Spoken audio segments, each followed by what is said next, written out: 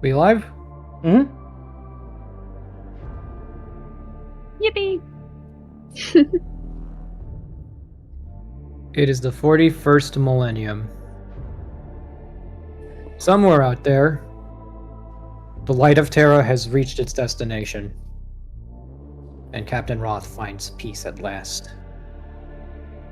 For the valiant crew who set it sailing through the stars one last time, there is still work to be done. A great treasure hunt is afoot on the Coronis Expanse, a frontier of uncharted space, lurking at the far end of the galaxy. Various rogue trader dynasties compete in a massive race to find the location of the Dread Pearl, a treasure of great value and great magnitude. No one knows where it is, but in the process of finding it, a map has been uncovered, one that leads to distant stars and exotic worlds scattered across the Coronis Expanse.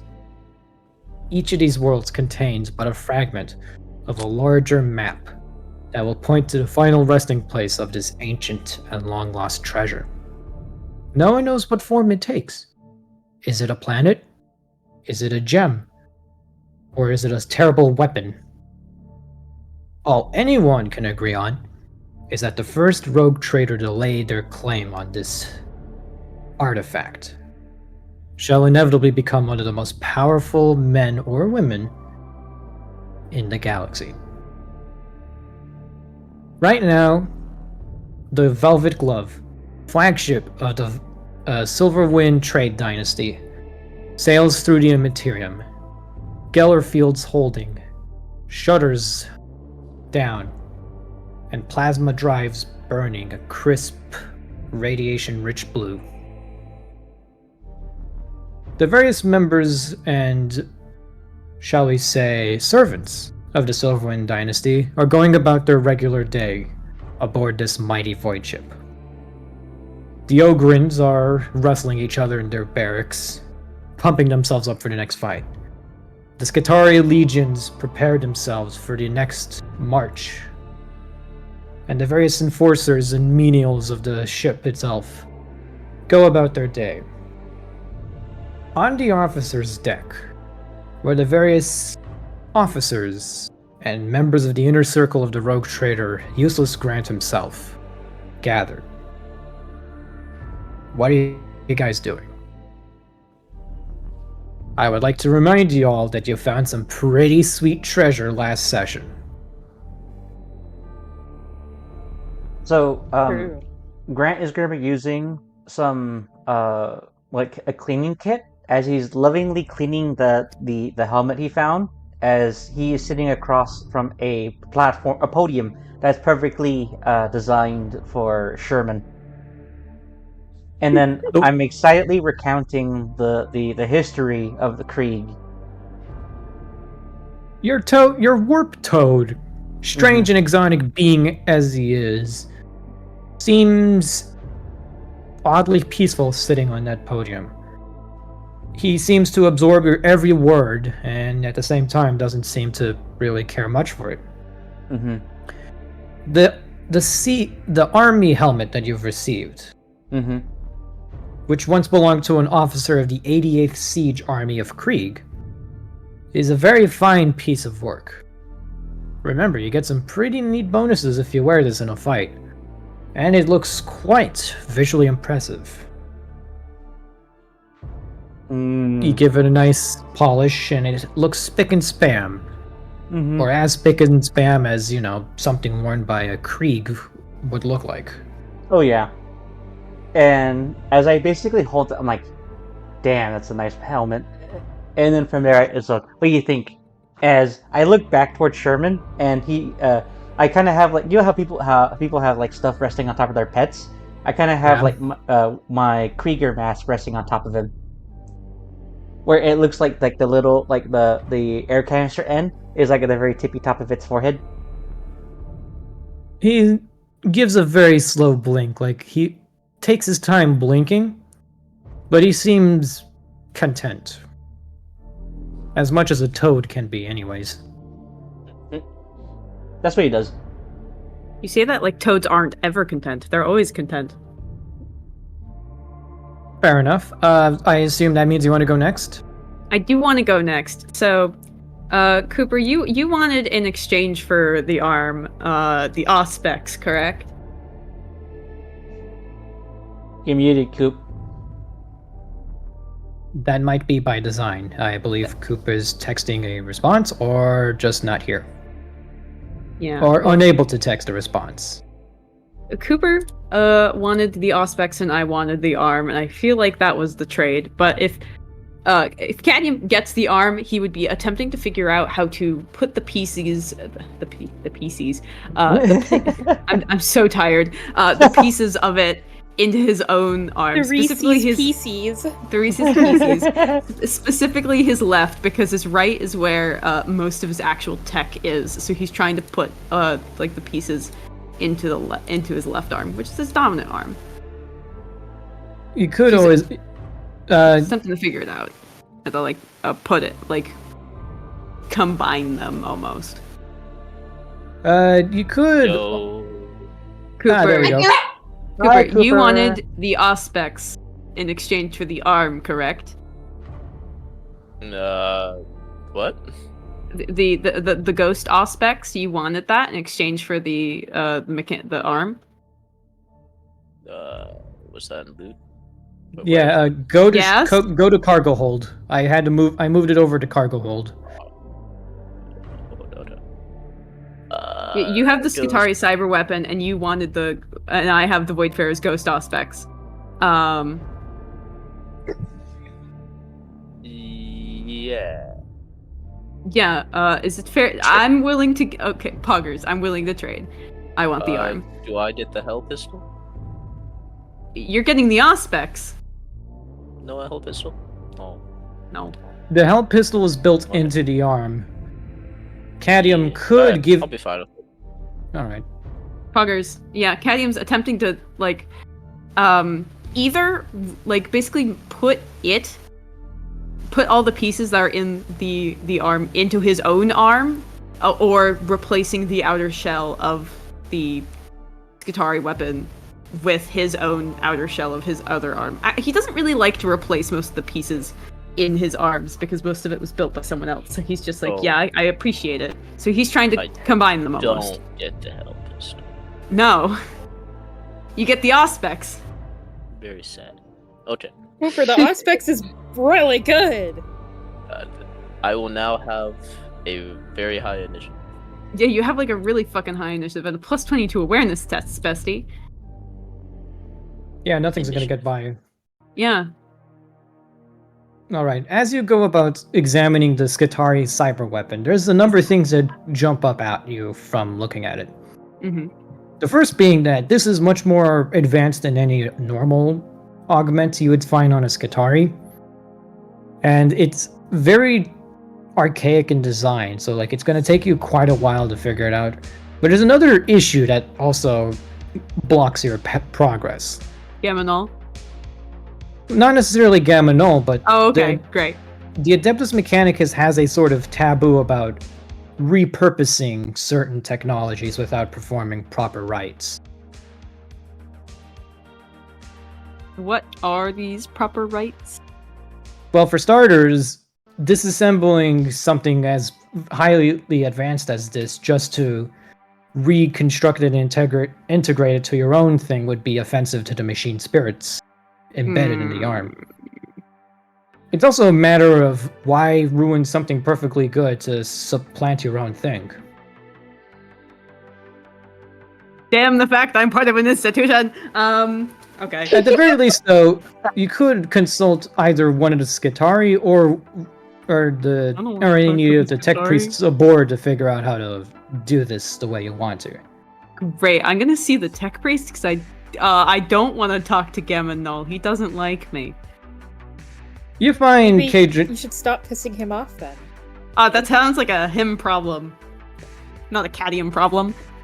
You track down Cadrian Handros pretty beloved. easily. He's almost always tending to the ancient plasma drives of your vessel, which I should point out are modified archaeotech. Delicious. Yeah, he's tending to it with great care, and when you approach him with the thing about the Skitarii cyberarm, he doesn't say much right off the bat. His visor lights up and he examines the arm, praising and noting its high construction, and straight up tells you that, a ritual lasting about 8 hours would be called for in order to properly appease the machine spirits aboard both the Skitarii cyber weapon and your own arms. Alright. A union of these spirits is called for in order to achieve your goal. The problem is getting them to go along with it. This is going to require recitation of the proper tech litanies, the burning of sacred unguents and oils, a lot of ominous chanting and binary. Awesome. But over the course of an 8-hour period, you should be able to pull it off with a tech use test, minus, I'd say, 10, because this is a very high-end piece of equipment you're trying to put into your own equipment. Okay, great. I forgot to open up my Cadium document that has all of his abilities. I have a plus 30 to tech use, so that would just turn into a plus 20. Yes. Great.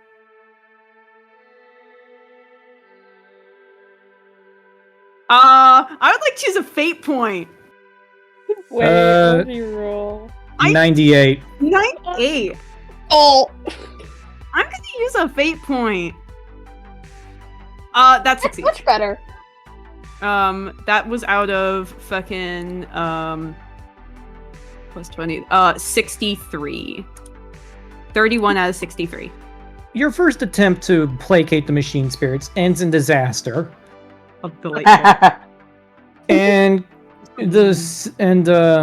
some of the gathered tech priests actually voiced their concern and displeasure at this unfortunate turn of events, and it takes some, it takes some prompting from Kadrian Handros to try again, because Love that man. you convince him to go through with it because this is It's like a fairly inclusive novel use of the cats. technology. And they call it a day. The next day, they reconvene, though this time fewer tech priests are in attendance, and you're able to successfully integrate, at the very least, the grenade launcher into your left arm. Great, that's the most important part. I can't use the hell pistol. I can't use You- pistols. Yeah, fair enough, I guess. So you gain, let's see, that would be the... no, that's the wrong thing. The compact grenade launcher. Yay. Hold on, let me pull that up. What quality is it? Compact essentially has the weight of using it, Cool. but otherwise it functions as a regular grenade launcher that needs to be manually loaded every Okay. so often. We'll discuss, we'll iron out the stat blocks for that I later. finally have a Mega Man arm cannon. Oh my lord. Mega All Man. right, so that's what Cannon. Skid is doing on this trip to Dross. Ark, ZZ, Beck, what are y'all Yes. doing?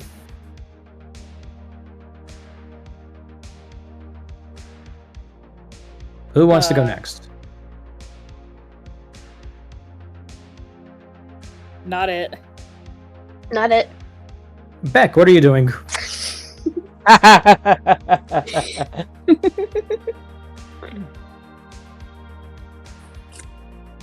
Cooper?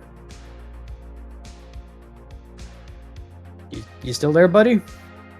Or Cooper's can you not? joined the God Emperor now. We can no longer contact him. There appears to be a issue with the astropaths. We can't reach him. That is unfortunate. By the way, Diego, while we're waiting for Cooper, important question. Does 40K have Wi-Fi? Is that a thing? Can, like, the Wi-Fi on your ship just go down and the Vox network crashes? There is no Wi-Fi, but the Vox network does very much rely on wireless technology. Otherwise, everything lovely. Otherwise, everything is very much a wired connection. Hey Oh. Diego, which kind of missile? It's a grenade launcher, right? Yes. Which one? There's two of them, and they're different. Believe it or not, this book does not specify. Oh, because there's one that has a clip of 1 and one that has a clip of 6. And the one that has a clip of 6 is inaccurate and has less range. I will have to get back to you on that because It's I- on Because it's page contact? 121. You think it's because it's compact? It would be the one that has a clip of 1, because, how the fuck are you gonna store 6 grenades in an arm? see Diego, page one. Could you perhaps see- send me the stats of it from whatever you're looking at? It doesn't. It just says these count as a best craftsmanship hell pistol and grenade launcher with the compact upgrade. Okay, because there's 2 grenade launchers, and they're both... It doesn't specify. Yeah, it's on page 121 of the rulebook. Yes, 133 for the compact upgrade. Okay. Okay, great. Cool. It may be used by the owner of the arm, provided he has had it surgically attached in combat, though only one may be used at a time. Oh, the Astropaths are back. I can hear something from Cooper's end. A There, the Astropaths. Astropass. Yeah. Compact. May I ask what Beck is doing during the trip? We're still in the spaceship, right? You're still traveling through the warp aboard the spaceship, yes. Yeah. All right.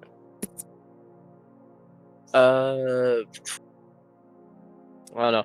Probably the new item I got, the Void Fair's Ghost Auspice. What does it look like?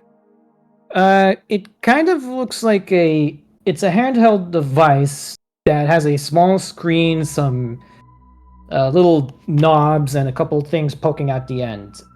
It kind of looks like a hand mirror. Let me pull up an image of one actually on specs, because there's plenty of images for this type of thing. Yes, here's what the Auspex would look like. Copy image. Go to Rogue Trader Central. Thank you, Diego. Ah, alright. Yeah, he's mostly finagling with that then. Like, trying to get a good idea and basically learn all he can about board fairing from it. Well, you understand that this thing has a limited range of about 100 meters, which is more than twice of what most Auspex are capable of.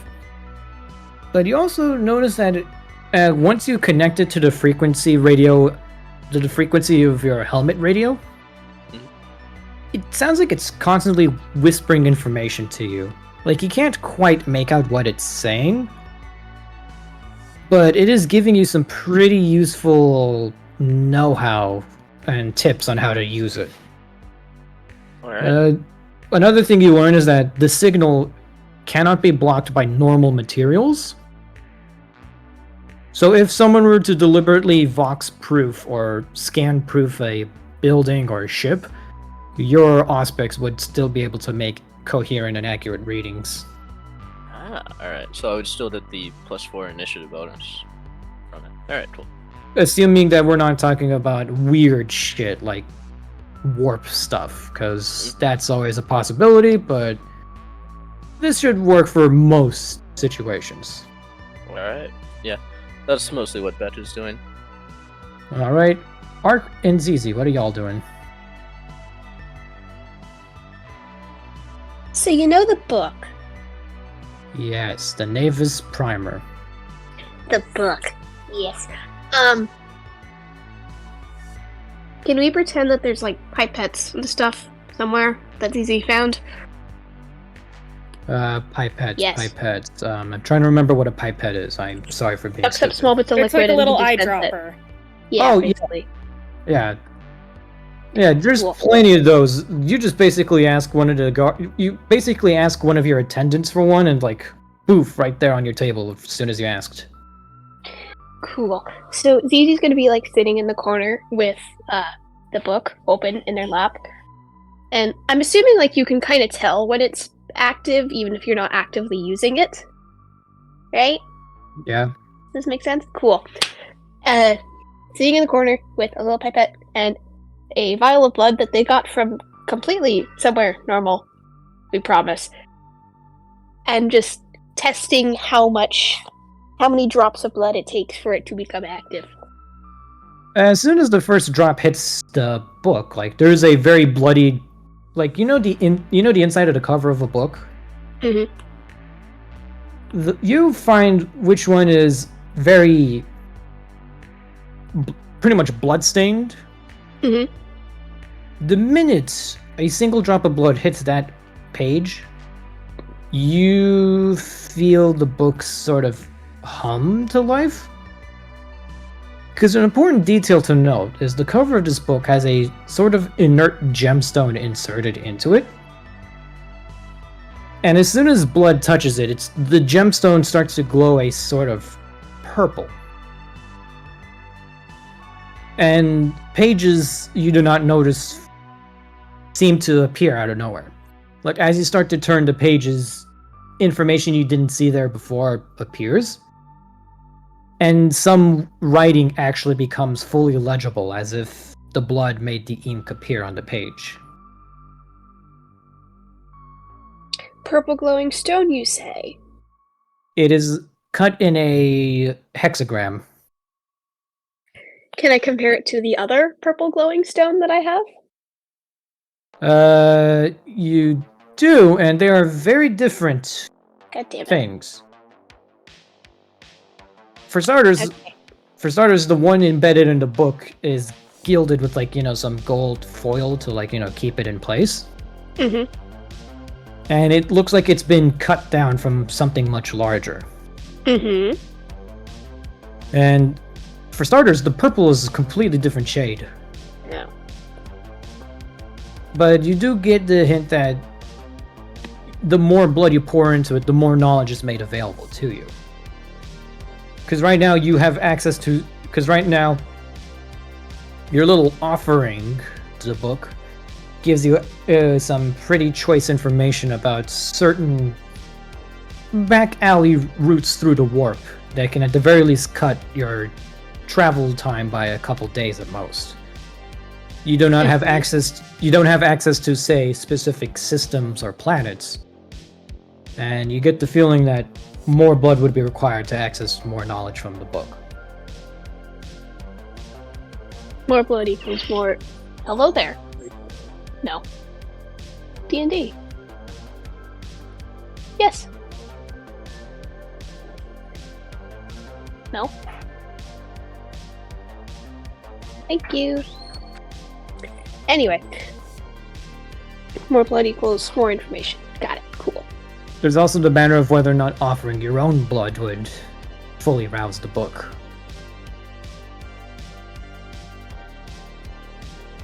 Hey, Octus, I have an idea. Come here Octus- a second.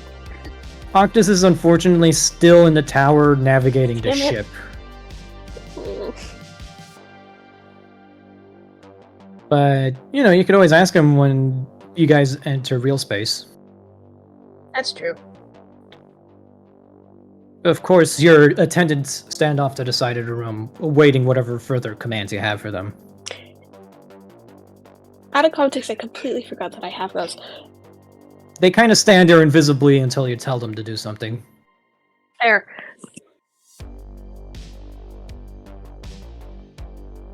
Will that be it? Yes. Testing book.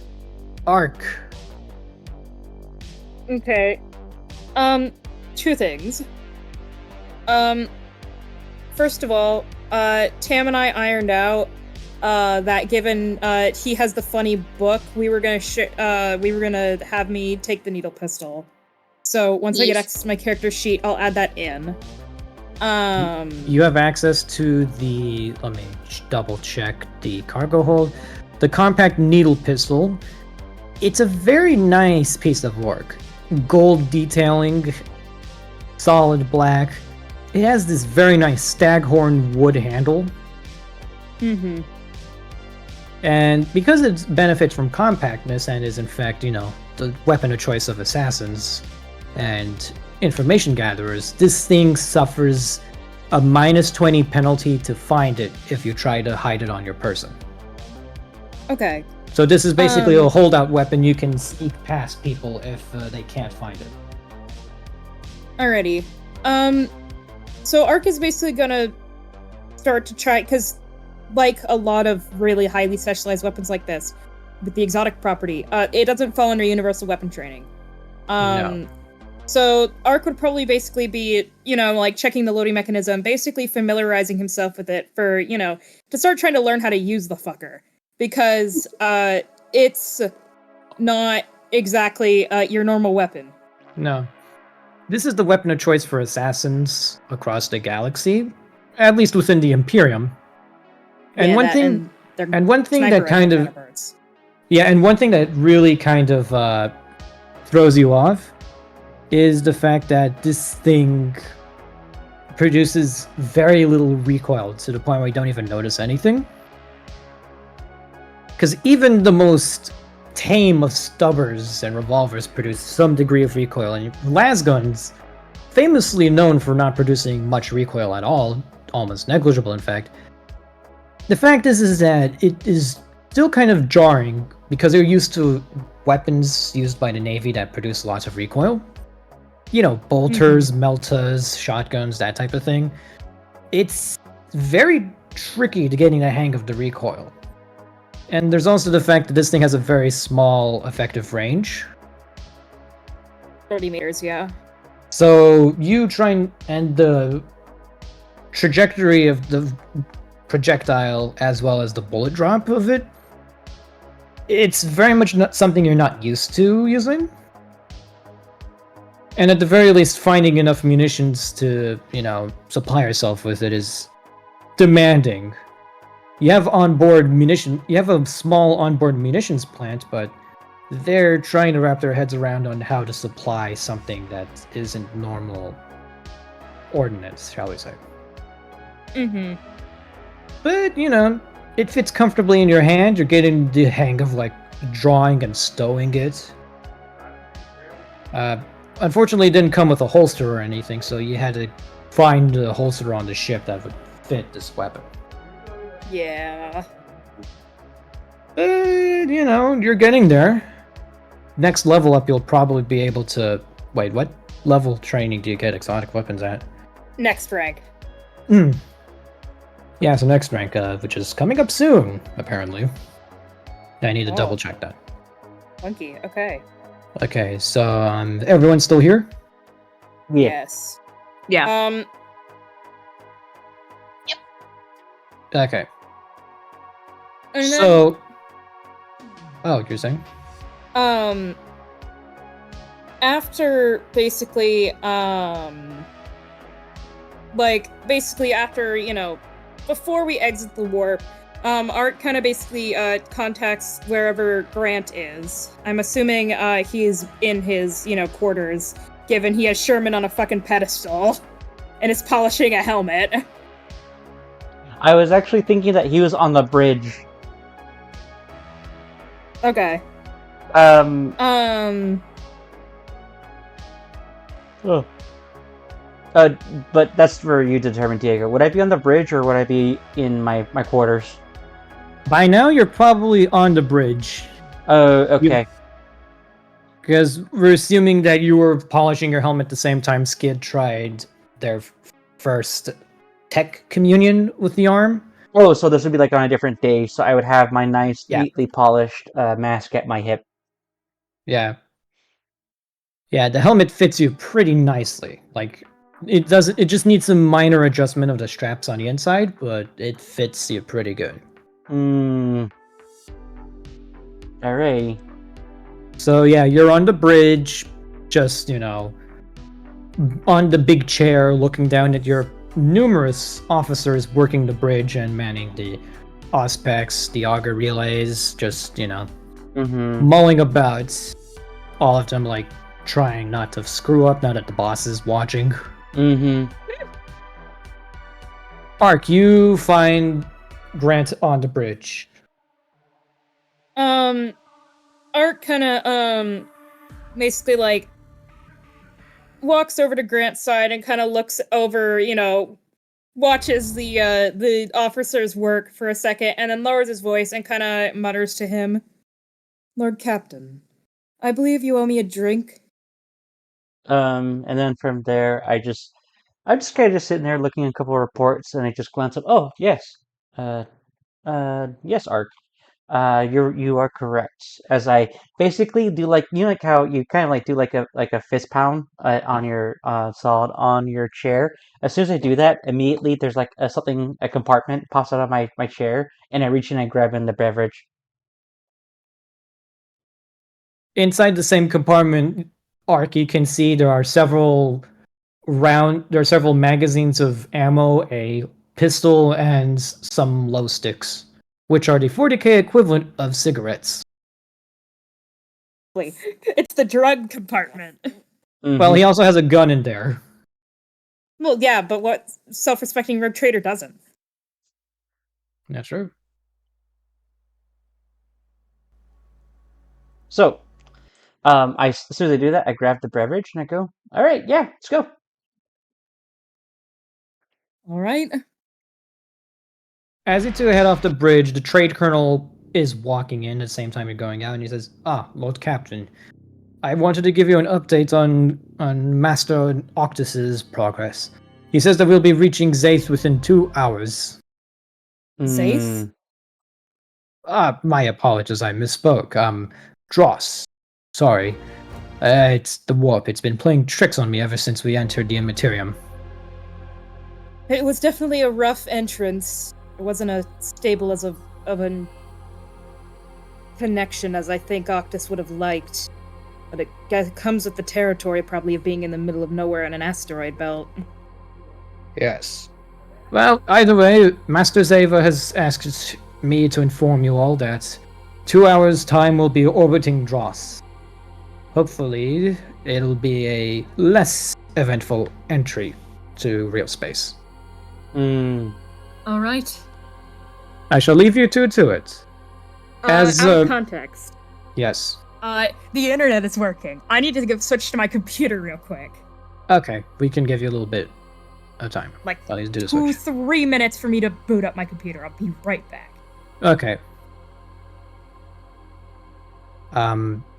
As the rogue. Do you want to finish your thought? I'll let you finish.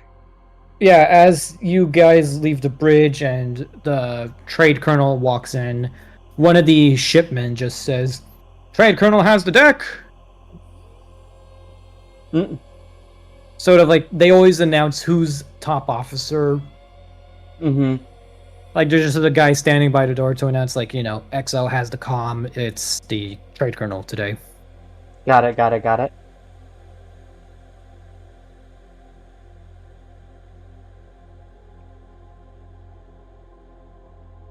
Okay, let's see. So, Ark is Grenades? still. What? Drugs? Grenades? Drugs? Okay, yeah, because Skid's gonna keep bothering me about this. I want to know what I can put in that thing, or because it doesn't specify. There's like an entire table of grenades. Yeah, right now we'll just say you have access to frags and smoke grenades. Buggers. I'm gonna put some frags in. What is the X on the frag damage? What is X? X means it explodes. Cool. R means Thanks. it's rending. E means it's energy. Coolio. So, okay, sweetie pin. Yeah, because Good right quality Alloon returns. yes. I no longer sound like I'm speaking through a microwave.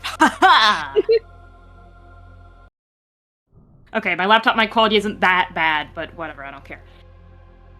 Anyway, I return. As you were saying, Diego. Wait, why the heck is Amasec scarce? It's a common booze. Ark's alcoholic tendencies have made it so that on this ship it's scarce. Yeah, that's true. So, yeah, Skid, the Munitorum aboard the Velvet Glove has a very nice stock of frag grenades and smokes. But the armorers down there tell you that, until they can get a full resupply from, just a general supply depot, that's all they have for now. Okay. Especially because some of the more rare munitions they want to save for, more dicey situations that they don't feel comfortable just handing out right now. Understandable. Do I get any drugs? There's only 2 of them actually. That are actually drugs, and that's sloth and stim. There's probably some stims. Yeah! I'm gonna stab Ark with that. What does stim do, just so that What I does know? stim do? Alright, I'll read it off to you from the book. Stim is a powerful drug that works to mask pain and drive fighters when their bodies would otherwise give up. A dose of stim lasts 3d10 rounds. During this time, a character ignores any negative effects to his characteristics from damage or critical damage and cannot be stunned. When the stim wears off, a character takes a negative 20 penalty to strength, toughness, and agility tests for 1 hour. Oh yeah, this ship probably has enough stim to supply like the household troops. Buggers. Lots I'm- of stim. I'm going to Drugs. stab someone with stim. You have to be knowledgeable that the ship hasn't managed a full resupply in a while. Mm-hmm. So you need to be kind of cautious with how much you use, especially since, medical supplies are kind of I can only hold 6 doses Valuable. at a time, and one of those 6 currently holds sacred unguents. So I can only have 5 doses stabbable at the time fair enough. because they're in my my utility mechadendrite. So Yes. I can stab 5 people, and I'd rather hold on to that, but I want to stab Ark Okay. with it. So Grant, Ark, you guys are going for a drink? To share a drink? Yes, we Yes. The Lord Trader's quarters are very opulent, but have slowly become more utilitarian as Utilitarian. utilitarian as the Commissar of Creeg has removed so many more ostentatious decorations to make room for more practical lodgings. A little ward table, some extra bookshelves containing classic military texts and battle reports, a full munitions locker. This is becoming less the room of a pampered noble and more of a battle-ready officer. That is not to say that it is without comfortable seating, as, there's plenty of nice couches and, sofa cushions lying around. Grant walks over to like a nice comfy like chair, and he uses his feet to pull up a nice footstool.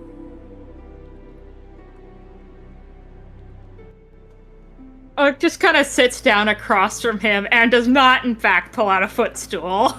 And just kind of looks at the chair, not like surprise, but just kind of like, damn, I didn't even know we had those.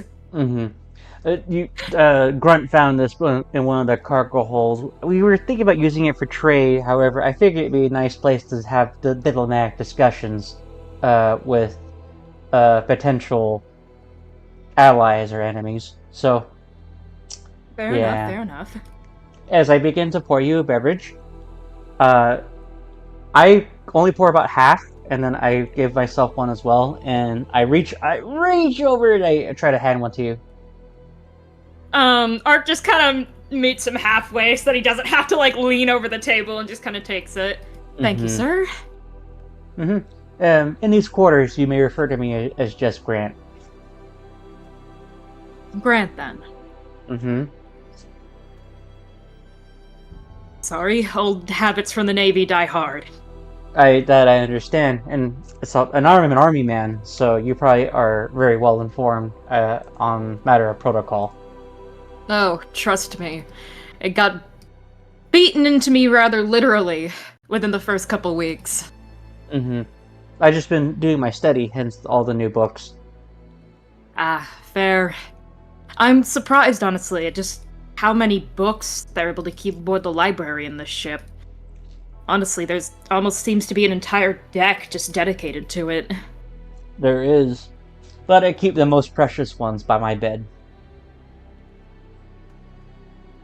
And so, Grant continues to, he takes small, gradual sips of his beverage, and he's going to go, would it be, is it okay if we just say, we have, small talk for 10 minutes before Grant gets the topic he really wants to discuss? Yeah, that's probably fair, because Ark kind of has an understanding of why he's here after he almost shot Cadmium and then freaked the fuck out on the Space Hulk. Mm-hmm. But definitely would be less wired after about 10 minutes and like still definitely on edge. So after a bit he would get comfortable enough that Grant would probably realize, okay, he will not probably explode if I actually bring up what I want to bring up. Right. And then from there, Grant's gonna go, I knew of this other commander. Well, not commander, another commissar. I served under him, and during one of our many battles against Chaos, we were cut off for about between maybe 5-6 weeks. Things were looking bleak, soldiers were deserting, and I had to make a couple of tough calls, but my superior officer, I was shadowing him as a part of my commissar training. He was very eager to execute those who were going to show cowardice before our God Emperor. He would have he would have like entire shooting squads, hangings. Essentially, Essentially killing the soldiers that would rather die too afraid to fight Chaos. That ended quite horribly for him. As a commissar, we had the authority to kill guardsmen, but the difference is to not relish in it. I understand that you weren't of that mindset.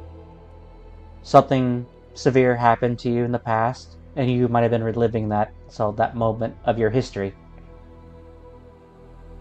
Art kind of looks to Grant.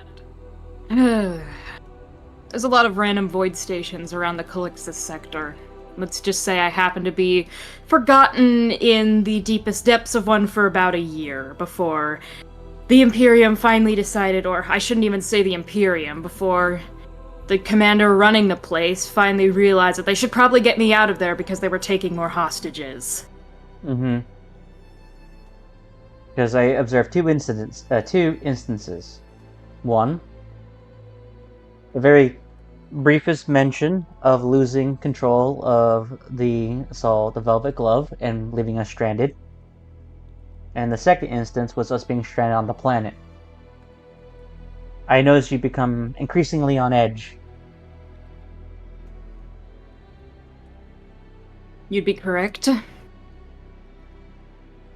That's like Grant's way of putting it very politely. Yeah. And then from there he's gonna go, I know what it's like to be, trapped someplace, fearing where you're going to be able to die at a moment's notice for weeks or months. That's what I am trained for. And I will admit, I've never experienced anything as difficult as being alone for close to a year. I just need to know, as my seneschal, that you would develop a method to keep yourself under control under extreme conditions. Am I allowed to swear, Grant? We are not on the bridge. Great. So what you're saying is I need to not flip my shit the next time something happens. That is correct. Fair enough. Trust me, the Space Hulk probably would have been less horrid if we hadn't seen those people that were stranded there. I'll admit it set me off. And Cadmium wasn't helping. That's why I decided to rein in control. I understand that you bury yourself in your work during our, air quotes, vacation. You always need something to do. and I'm prepared to do that for you. However, I've seen plenty of other officers bury themselves in their work, and during crucial moments, they deal with it in their own way. What we're doing now is vital. And my primary concern, Ark, is if there's ever a scenario where I cannot lead, that designation's going to fall for you for however long it's going to be until the next rogue trader is assigned. You know, I feel like it's not a good thing to admit that I never thought of that until now. But you're not wrong. The only reason why the trade colonel, the first officer, took command in the first place was because both the previous seneschal and rogue trader ended up suffering an untimely death at the same time. But in theory, yes, if something did happen to you, that duty would in fact fall to me. I don't want your paranoia to rule your actions. I still trust you. Assault entirely. You made the assault. You were able to make a proper deduction of a potential threat. So what I'm concerned about is a scenario where you're going to have to make that call.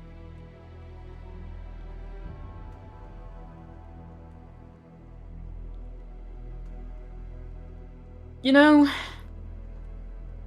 I've never really been in charge of anything, and you might say, well, that's not exactly true, you're in charge of a lot of things here, but I mean, I've never been in a position where I haven't had someone who can just make a decision for me. That's always how it's been. That's how it is for most people in the Imperium. Even when I was in, a subdivision of Fleet Solar, even if I was technically the highest ranking administratum in that subfleet, it didn't matter. I still was gonna answer to the Navy regardless. So I've never really had to make any sort of choice on my own. In basically my entire life, and the few times I did, it went pretty wrong. Well, through no fault of my own, but you get the point. I'll be perfectly honest and say that having this many options kind of terrifies me, because I'm worried of the exact same thing you are, that I'm just going to crumble under strain. To be honest, I was more so surprised back when I was appointed as the new rogue trader. I kind of spat an entire beverage on a servant who didn't deserve it. And looking upon your record, I think what you have is probably more astonishing than what I have for my feats. To be honest, at times I thought you should have been the rogue trader. Oh, trust me. I didn't even... When I first got the letter, the invitation that said I'd been accepted for the position, the first thing I saw was my discharge from the Navy and the Administratum, and I was just incredibly confused. And I opened up the second letter from the trade colonel and was slightly less confused, but honestly, I had the same thought. Why was I here? Why me, of all the other applicants they could possibly have? And I mean, logically I could understand it. I had a basic knowledge of combat, I already had connections within, Segmentum Solar, which not too many people could say. I came from Calixis, so that's another avenue of places I've been. I knew how to handle a fairly large fleet of ships and finances without it getting too overwhelming for me, but when I really thought about it, I just never considered myself a potential candidate for a position of any sort of command. I worked for the Army, and I didn't expect I would transition to the Navy.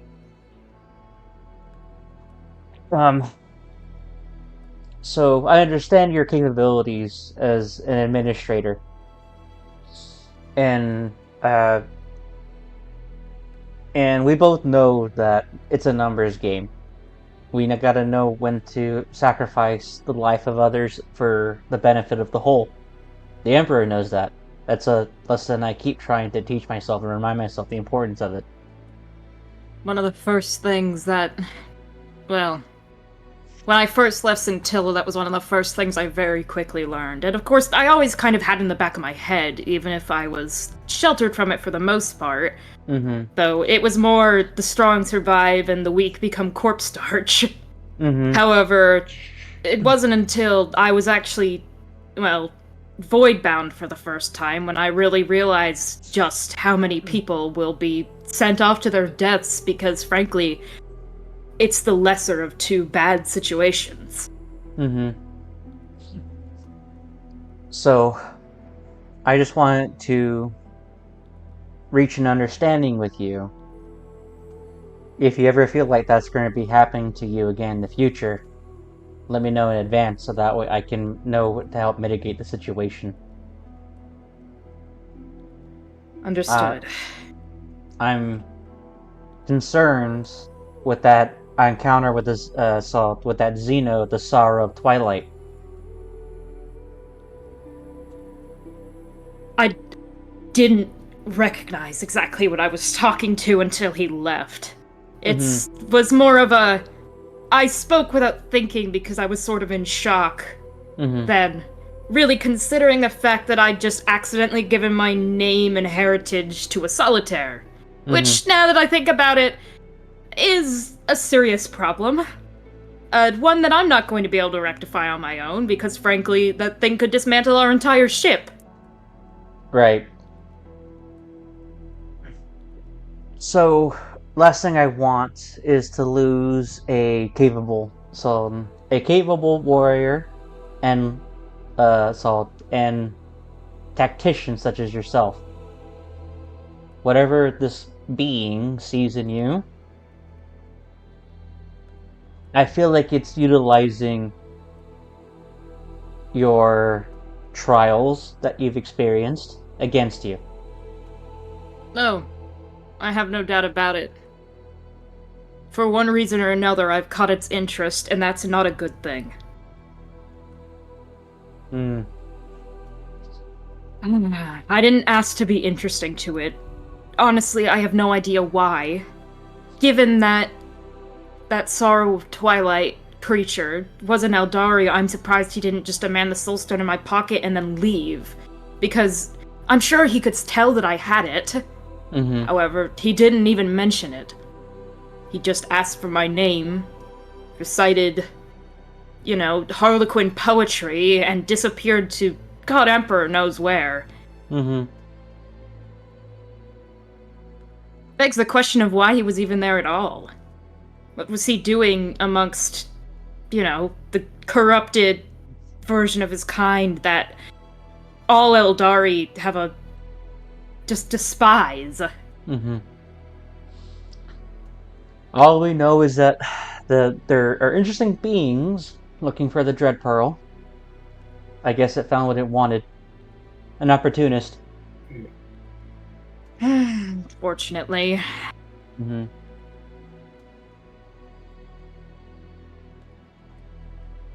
You hear a knock at the door. Oh, shit.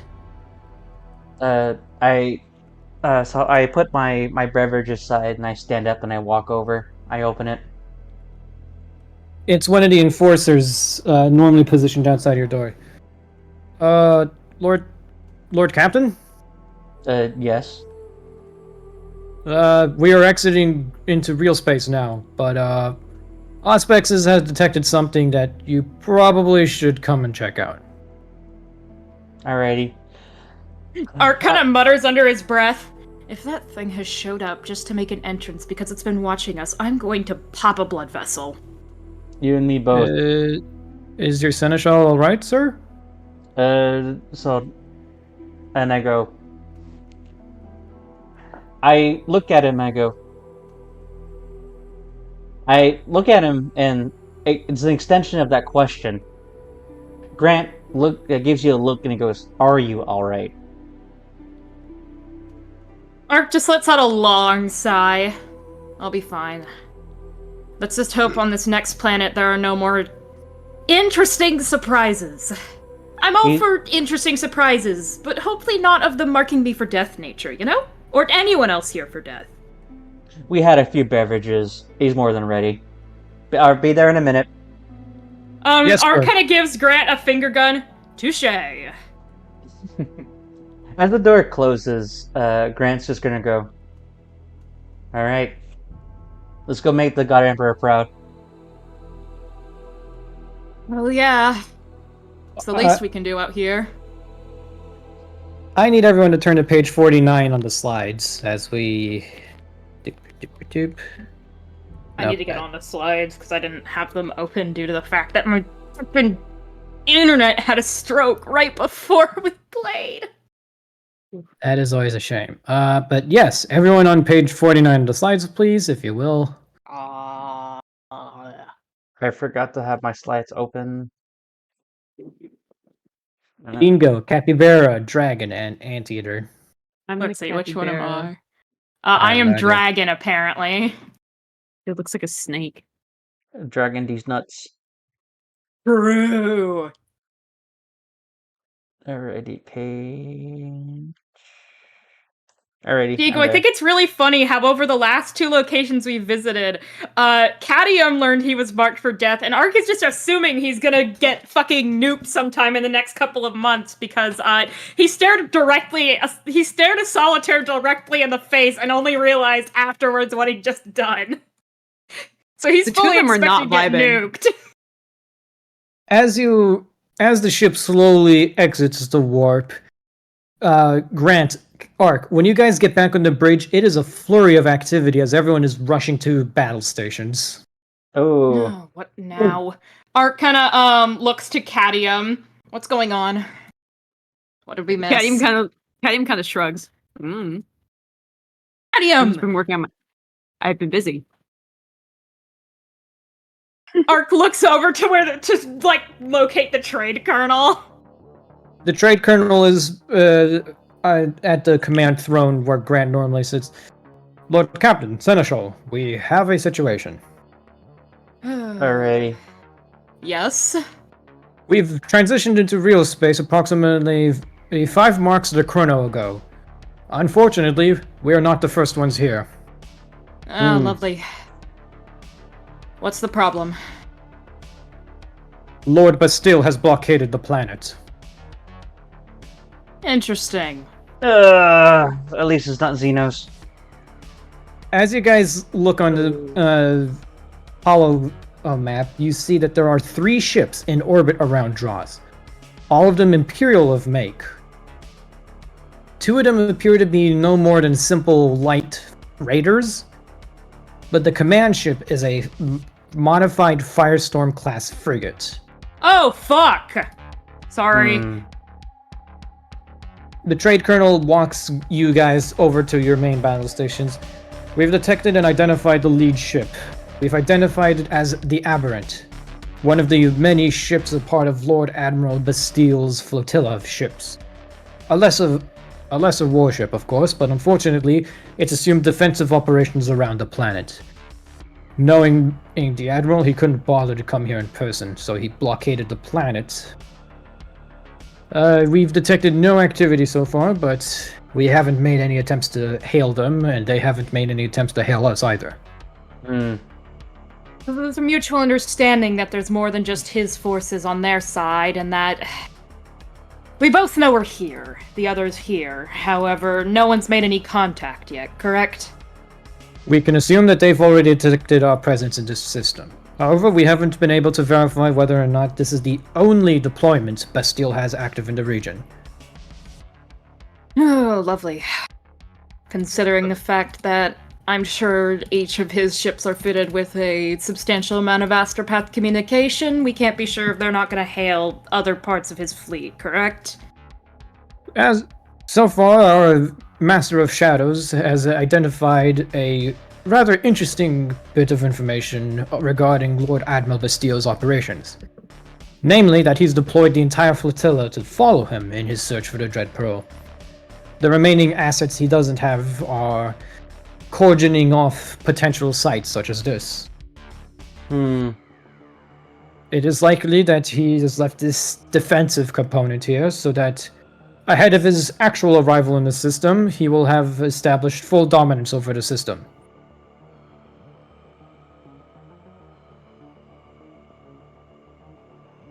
At the Okay. very least, they are holding position over the planet.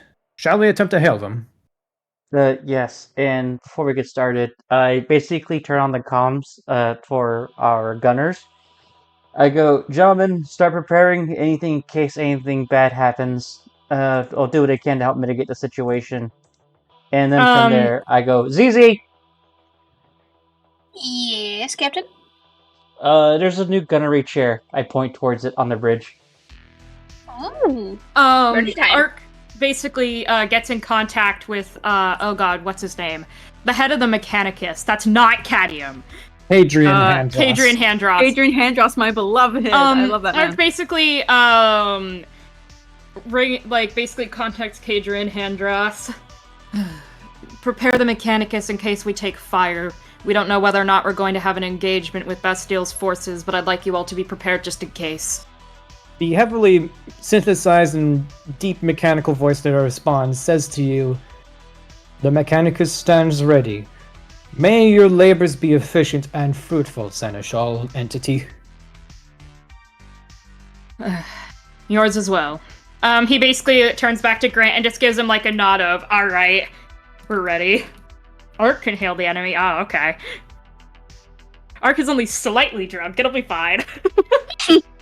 One of the bridge officers hands you the speaker for the Voxcaster.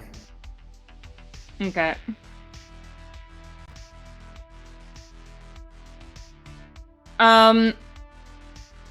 Out of context, Diego, I'm assuming that means I actually did accept the hail, correct? You wait a bit, but eventually you hear a man responds. "This is the captain of the Aberrant. State your business in this system."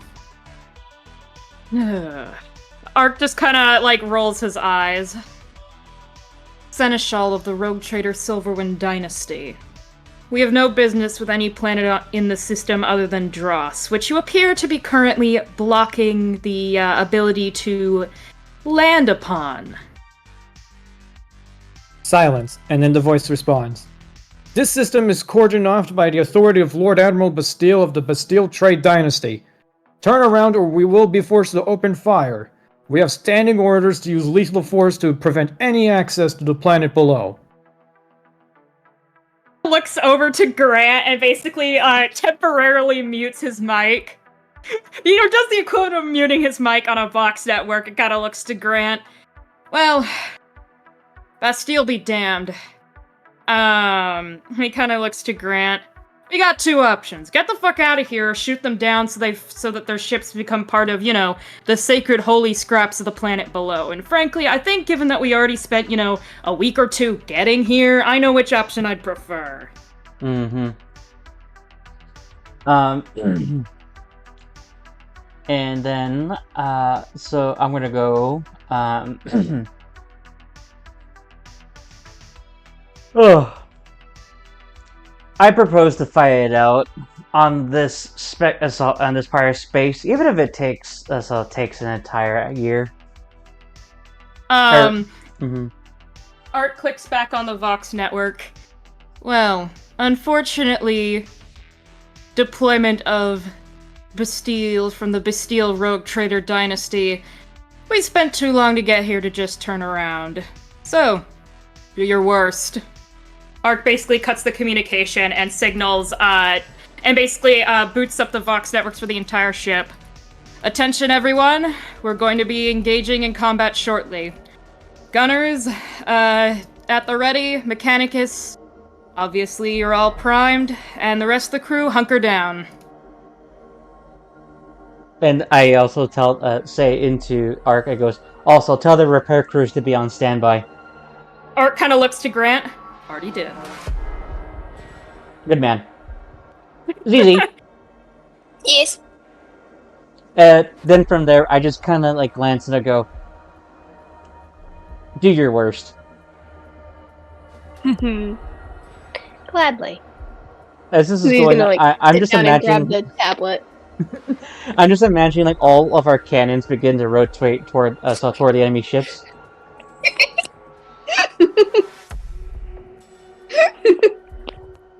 Alrighty.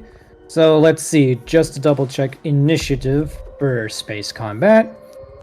The captain of each ship rolls 1d10 and adds his ship's detection bonus. Bonuses that apply to the character's initiatives. Okay, since no one's being ambushed, Will. Roll me 1d10 plus 4 given the detection bonus of the Velvet Glove. Alrighty. Roll 1d10 plus 4, and let me pull up the detection bonus for our That's a ship. plus 4. Oh, That's that's plus 4. Yeah. What if you tried to section off an entire portion of a, system, but the Silverwind Trade Dynasty said, actually, we don't fucking care. Let us through, dumbass. Oh, goddamn, that's pretty good.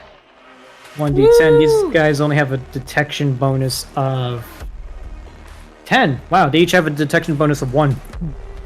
Oh, yeah, go Hey. Grant! Woo! Yay! Grant is extremely drunk seneschal. Ouch. Which one of those initiative counts as which? I'm assuming the first one's the Aberrant. The Aberrant, and the other two are the Wolfpack Raiders. Okay. Wolfpack Raider A and B. Obviously, the Velvet Glove goes first. Yeah, convincingly. Good job, Grant. Yay! You would be such a power move. It's like Batch. you would be such a power move. Is like if we just horribly cripple them and just tell them go back to your dynasty. Yeah, They all did. right. They were apparently advised to, if you missed it, Will, before you came back. They basically said, we've been given, clearance to use lethal force. Leave, or we will be opening fire. And that's why Ark just kind of looked to Grant like, do we give a fuck? At that point, it's like, no, we don't give a fuck. Exactly, but Ark couldn't say that because they're on the bridge. And even if he's slightly inebriated, he still will remember for at least another couple shots not to swear on the bridge. Alrighty, let's do this shit. Alright, so this ship has a speed bonus of... Let me check. Honkiness. Speed of 7, so it can move 7 tiles in a straight line.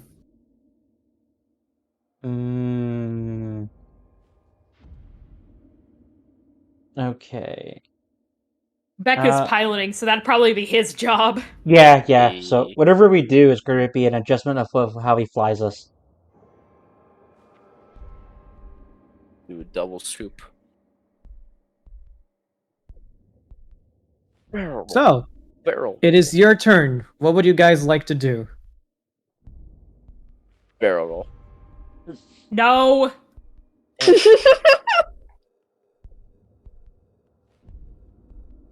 Alrighty. Grand Squares say, are we within range? Are we within range to begin? Oh, that's all. To begin our bombardment. One of your master cannoneer, Van Rock, hails you on the open channel. We're not within range to hit them yet, sir. Okay. However, I have been given authorization to inform you that the Voidsmen have begun preparations for boarding actions as you speak.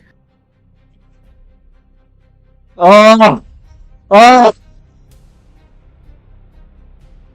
Ark, You are right. Kind of looks to Grant. Yes, sir?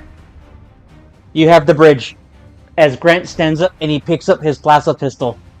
Art gives the salute, just gives him a salute, and basically trades places with him, because normally Art just kind of stands beside Grant's chair. And basically just kind of, instead of standing next to it, just kind of leans on the command throne just in case, he needs to go fucking bolt for it, whatever reason. Like, they start taking fire on the bridge itself. And he just kind of, looks to Beck. Get us closer. We need to make sure that we're within firing distance. And And so Grant is gonna go join the Voidsman because I get a plus 10 DC or plus 20 on boarding actions. Ooh, this is so exciting. Ooh, are there dogfights in space? What? Are there dogfights? Like, are there tiny little? Yeah, there are. Planes or stuff. Yeah, there Yeah. are actually. The Voidsmen are, in fact, basically, when boarding other people's ships, effectively what happens is, obviously, one group of Voidsmen will basically yeet onto the other person's ship to take out their crew and sabotage it, and then fly back before the thing is split apart. Mm-hmm. I have something called Iron Discipline, which during boarding action I get plus 10 command. I thought it was plus 20. So sorry, it was actually plus 10, not plus 20. I miss. It was for a different ability. Ah, okay. Well, you actually get a plus 20 to boarding actions as a result of the barracks component. Oh, so Okay. they actually so Grant gets a plus 30. Oh, fuck Yeah, pretty much. So yeah, I lead from the front, and then so I'll give a reason for the fucking crew to like me. Anyways, and the funny thing is though is that this is actually the perfect opportunity because Grant just said I'm gonna need you to take charge. Oh, I love how plot comes together. Anyways, yes, I'm gonna go. As I'm walking by, I'm gonna go. ZZ. Yes. Did you want to shoot the big cannons or go blow up people's heads? With when you can see the whites of their eyes. Ark kind of looks to ZZ, aiming the guns for the gunner crew, or joining Grant in a raiding party. You know, staying here sounds safer, and I know Octus doesn't like it. Last time I tried to run into danger, so yeah. Ark kind of nods to ZZ. Probably smart. Plus, given how you took out those orcs, he kind of gives ZZ like a nudge in the shoulder. I'm sure you'll do great. Mm-hmm. I get to murder people Alrighty, from cool. far away. Mm-hmm. And let's see. I'm gonna lead the boarding party on the what's it called? The Flagship. Aberrant. Yeah, on the Aberrant. And I'm gonna go. Feel free to do what you want with the other two. Okay, Ark basically Delightful. takes the open channel. Attention, the boarding party is going to be targeting the flagship itself of the Aberrant. Please refrain from opening fire until our crew is off the ship. Though, he kind of looks to the other two. Destroying the raiders should be our primary target. He kind of gestures to Grant. Now get over there, rogue trader. And then Van from there, Rock hails back from the Vox network. Aye, Seneschal. All macro cannons and the Titan Forge lance are aimed at the are aiming at the Wolfpack Raiders as you speak. fire and ready as I leave the bridge. I love his accent. Me too. She. Van Rock is a woman. Go We Queen. love her for that. She's so iconic. Go Iconic Queen. We love woman. her. Yes. You actually. Yeah, she was actually on LOM 3 talking to Octus. Mm-hmm. Anyway, Icon. Coop, feel free to move the ship towards the enemies. You got it. Straight ahead. Speed of 7, so that's every 2 squares is 1. 1, 2, 3, 4, 5, It's time to get 6, a new one. 7. Wait, did you say every 2 squares is 1? Yes. Oh, so you have 7 more, Cooper. Damn it. Alright, that's good. 1, 2, 3, 4, 5, 6. You're not close enough to launch. Wait, hang on, let me check. You're not quite close enough to open fire or launch the boarding runs yet. We have 3 Really? more spaces of movement, though. So, Cooper, you want Oh. to scooch that 3 more but- squares forward? There, alright. 1, 2, 3, 4, 5. Wait. 1, 2, 3, 4, 5, 6. You can launch you can fire the Titan Forge at the Raider. Cool. Yeah. And then I'm assuming within 3 squares is enough to get, to launch shuttles at the Aberrant itself. It's actually 5 units, so yeah. Okay. Grant is Well, able to... So yeah, the first lighters are able to leave the launch bay of the Velvet Glove and head towards the Aberrant itself. Now, let me just check the hit and run rules. He needs to make a pilot spacecraft test.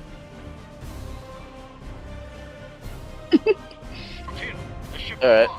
It's time to get a new. Wait, me or him? Since it's Will leading the charge, he needs to do it.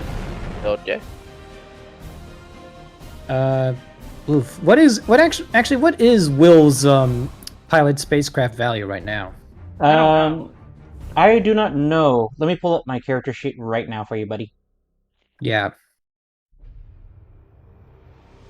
Did you see the video I posted, Diego? I recognized it just by looking at the thumbnail. Thank you. Yep, same. I know that video. Alright, Loading what am I looking for on my character sheet? pilot spacecraft. Alright, pilot. All it is just pilot with agile, and I only have a +3. It is not basic or trained. Grant cannot fly a ship. This just No. in. But No, he he can cannot. tell someone how to fly a ship. Yeah. Roll me a command test, buddy. All right, let's fucking do this. I just love. Well, Grant can't fly a ship, but he can yell at someone to fly it better. Alrighty. That is Holy a shit. 36. Oh, goddamn! Hang on. The turret rating of the Aberrant is 1. The DC is lowered by minus... Hang on, let me check just to make sure. It's a contested roll, if I'm correct. This As is the you're wrong thing. as you're making that roll, Grant, as he walks, Voidsman begins to fall behind him, and then from there, I put on the new gas mask and I secure it for space combat, and then from there, I go prepare to board, and Sir! as the Voidsmen all tap their weapons against the floor of the shuttle. Ogrin, Skitari, Voidsman. You have quite the boarding crew. Okay, so it says here you need to make a minus... The DC for this test is reduced by -10 due to the Aberrant's turret rating, as they will be attempting to shoot you down. Mm-hmm. So, what is your command minus test? A command test. Given that this is technically a boarding action, would Grant get the +30? Actually, yeah, so he would pass. He now needs to make... My command need- is trained. Yeah, but what's the number? You rolled a 36. I rolled a 36. My fellowship is a 55. He would have made 50. even without the bonus. Yeah, so he makes it... So he makes it without the bonus. Now he needs to make, since it's +30, +40 command test. While the crew of the ship attempt to repel you. Oh! Oh, damn. It is a bloodbath. Several lighters manage to board the Aberrant and unload a massive complement of Voidsmen, Skitari, and a couple of Ogrin, all led by a terrifying officer clad in black. Plasma, a pistol in hand, and a stark black gas mask on his face. The crew, the hardened navymen of the Aberrant, cower and flee in the face of this relentless onslaught. They were expecting artillery bombardments. They were not expecting a lone Creeg commissar to board their own ship, personally leading the charge. Your Voidsmen used their melted charges and melted guns to punch a hole through bulkheads and compartments of the ship. Your Ogrin pushed forward, massive slab shields and heavy stubbers clearing hallways and corridors of enemy troops. The Skitari venture into the more radiation-intensive parts of the ship, Hmm. As a result of your successful hit and run, I need you to roll me a 1d5 twice. Alrighty. 2d5. Or 4 and I a 2. quoted that with the fact that Grant had 8 degrees of success. Mhm. Or 2, let me check. I'm fucking Darth Vader, motherfuckers! 4 and 2. I am going to have to check the critical hit chart of a ship. Oh.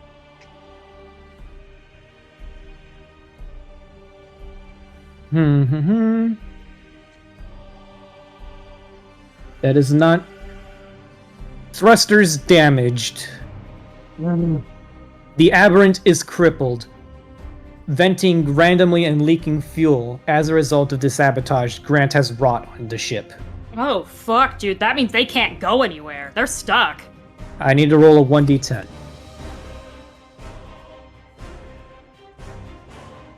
1. On a 1 to 7, the ship can still maneuver, albeit slowly. The maneuverability bonus of the vessel is reduced by -20. It cannot turn, and this damage can be repaired. Diego, So can we are... I make an order? Yes. What was it? Claim the gun batteries, kill the crews, turn their own weapons against them. Sir, yes, sir! On your next turn, you can attempt another command test in order to seize the gun decks. What if you said we were authorized to use lethal force, but a lone commissar from Creeg said, "Hippity hoppity, your gun decks are now my fucking property." Yes! Yes! I'm hawking out so much right now. Let's see. 1 point of damage to hull integrity for every degree of success. You know We what? have 8 degrees of success. Mm-hmm. So... You know what? I like this ship. I think I want it. Oh my god, Will. Let's see. Reducing the number 33 minus 8, you say? Yeah, 25. It is standing at 25 hull integrity right now. I'm gonna mute myself because I'm geeking it the fuck out right now. That is good. That is actually a very... I did not expect that to go so well, but honestly, it's such a fucking power move. The commissar from Creeg just... Kenny was just listening to a shitty opera spinning in his chair.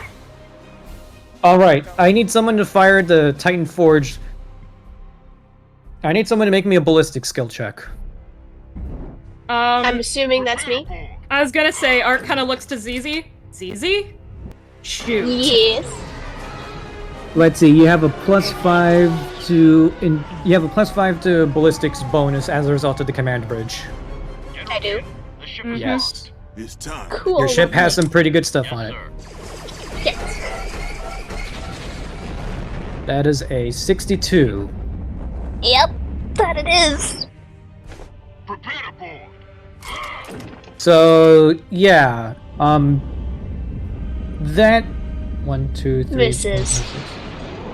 Have you Yeah. considered using a fate point? I have, but I don't trust this dice spot because this dice spot hates me. It hates me more. Fine. Let's try that again.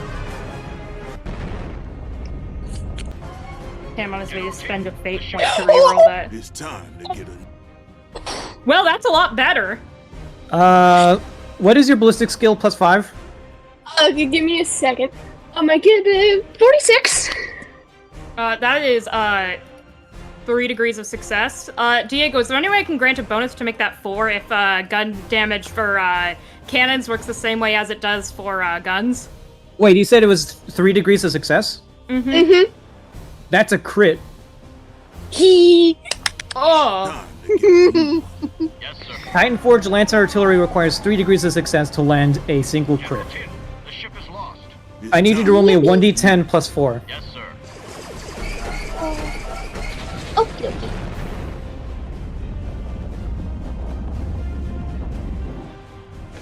Prepare to pull. the Bastille Force. You are not allowed in the system, ZZ. So anyways, I started blasting. That is down to... That was a 4, right? That was... No, 7, so 30. That's down to 23 hit points. And I need to roll... I want you to roll me a 1d10 to see the effect of the critical hit.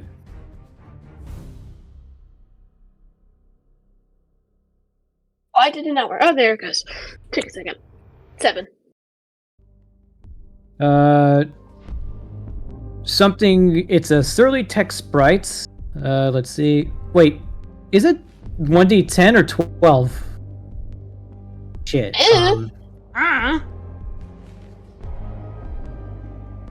I'm just posting these so anyway I started blasting meme in the Roll 'em Dice channel. I don't have the rule book up. Yeah, it needs to be a 1d12, my bad. Okie dokie. For Tumult Pious, he must reroll. 3! Oh. Sensors are damaged. All shooting tests suffer a minus 30 to hit as the intensely bright beam of energy from your Titan Forged Lance battery hits the auger relays of the Wolfpack Raider. Yippee! All sensory tests to detect anything beyond immediate engagement range automatically fail. It can be rebuilt, but it is essentially blind. Oh. Yeah, fuck that ship in particular, I guess. Hippity hoppity, no firing on our property. I would like to remind you that a list of additional extended actions are available on the rules channel. Would any of the other characters like to try something? Something, TM. Should I pull our... Something, TM? Wait, what do we need to... Just tell me that and I can... On rules channel is a list of actions you can take. Hey, Skid. Yeah? We're out of maneuver range. We're out of the I was maneuver gonna phase, say. so extended actions only. Hey, Skid, do we want to make the ship new more? Yeah, let's That's make 'cause the that's a- ship new more. Because flank speed is a tech use test, and Cadmium is good at those. I'm quite good at those. I have a plus 30 to those while I'm on the ship. Art kind of looks over to Cadmium as he's spinning in his chair. Cadmium, plug yourself in and put this thing in high gear, will ya? On it, Ark. Yeah, I'd like to make it go noom. Tech use test, go. Yay. 57 out of 78. Okay. You commune with the machine spirits and maintaining close contact with the enginarium, you're able to give the ship a very much needed boost in power. Let's see, this is flank speed, correct? Yes. This You is may flank move speed. you may move one additional VU. Yeah, so Cooper can move the ship by 2 spaces. Yay!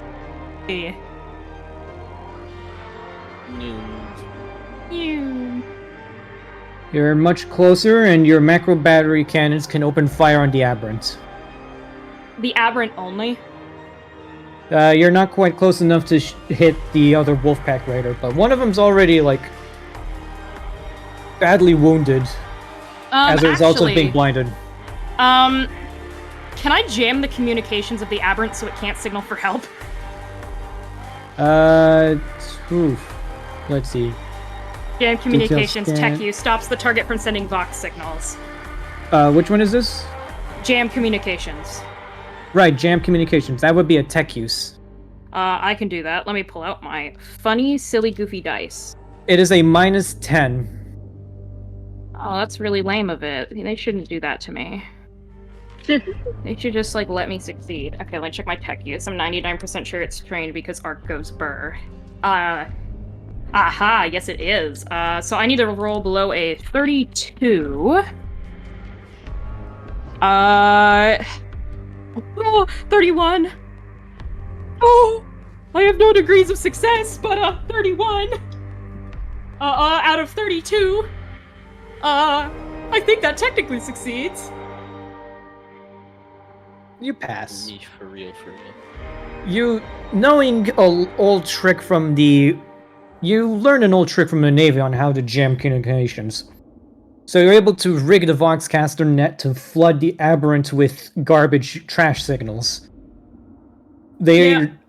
Essentially, you're flooding their communication channels with so much garbage that they can't put out any cohesive or coherent reports. Please tell Yeah. me it's Cadium's shitty opera. No, Art kind Among other of things. Art kind of turns to Cadium. Cadium, what's the key to your Yeah. soundboard? What's the key? Do you just want my soundboard? Yes, Art- please. I'll send you my soundboard. Ark basically starts using Cadium's soundboard just bombard their ship with absolute garbage. Vine boom, reverberated fart sound Screaming effect, goat vine noises. boom. That's what I want to do. I think All that's right. enough now. The soundboard thing of I love refrigerators from Yes. Stargaze. Okay, so that's... Hang on, I need to change this to A and B because... Nobody. All the fucking aberrant can hear. Oh god, that's actually pretty good. Some like mixed in too. I think I can only hear the ones coming from Eluna, not... Yeah, I'm the Metal only one pipe using is them. great. No, I Yeah, was that's- also using them. Oh. And It's Weskin time. Skid said that's on Cadium's soundboard. In the folklore, there's also the bonk. Please do Stargaze fart. has great ones. Stargaze has like the fucking hee and I love refrigerators. Please do the fart reverb. Fucking I can. I'll have. this one. There we that go. one. Reverb fart. Yeah, Okay. Cadium has a soundboard. Of course he does. Alright. Of course Cadium has a soundboard. Let Diego cook. The Aberrant, unable to communicate anything, with a bunch of angry Silverwind troopers aboard its decks, the captain is going to attempt a command test to repel boarders. Oh no. Let me see. Prepare to repel boarders. Command test in order to organize and arm a portion of the crew. Come at me, pussy. So that's a 1d100. What's the command rating of this guy? I don't have a number here. Oh. No, wait. Let's just double check. Character must make a command test.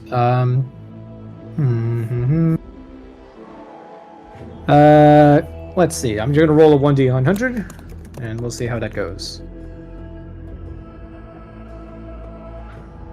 That's a 96.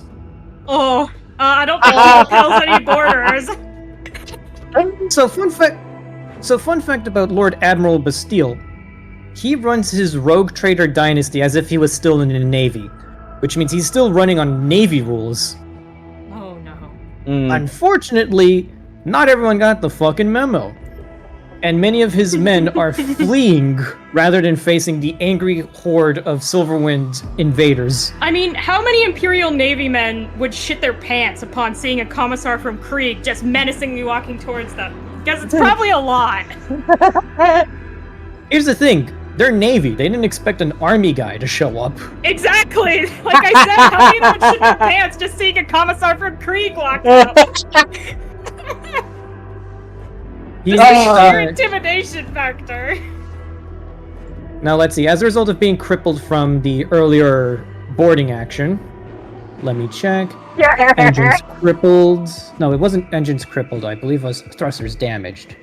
It Yeah. can maneuver very slowly, move very slowly. It is going to attempt to shoot. Yeah, it cannot turn as well. It's stuck like how it is. It can only go one direction. Let's see. The Aberrant does have dorsal sun-tier laser batteries, so it's going to attempt. Excuse me. So open fire on the Velvet Glove. Let's, where's the rolling dice? Roll 1d100. 52. Now let's see, it benefits from the command bridge, so that's a +5. It suffers only 1 degree of success. No, it doesn't even have any degrees of success. It barely passes. But you guys have shielding. That we So- do. Thank you, Cadium. You're the welcome.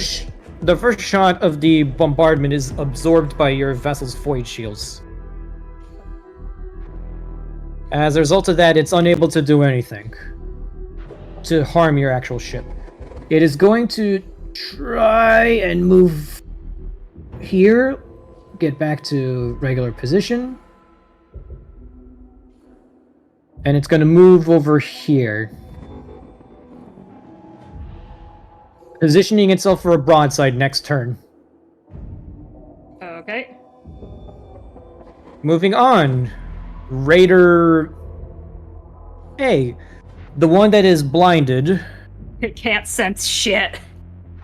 Yes. It is going to attempt to fire its own lance at you. That's going to be a roll 1d100. Oh, wow. With the -5, that is a hit. Oh, damn. Yeah, even suffering -30, that's a hit. That's a... At the very least, it's definitely preventing a crit, so I'm alright with that. Yeah, strength 1, crit range. Titan Forge Lance Weapon does not have the... It shouldn't have this strength for a crit. I need a double check.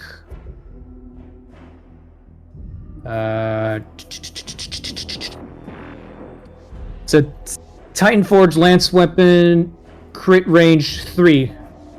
-30. Yeah, no, it only has 1 degree of success.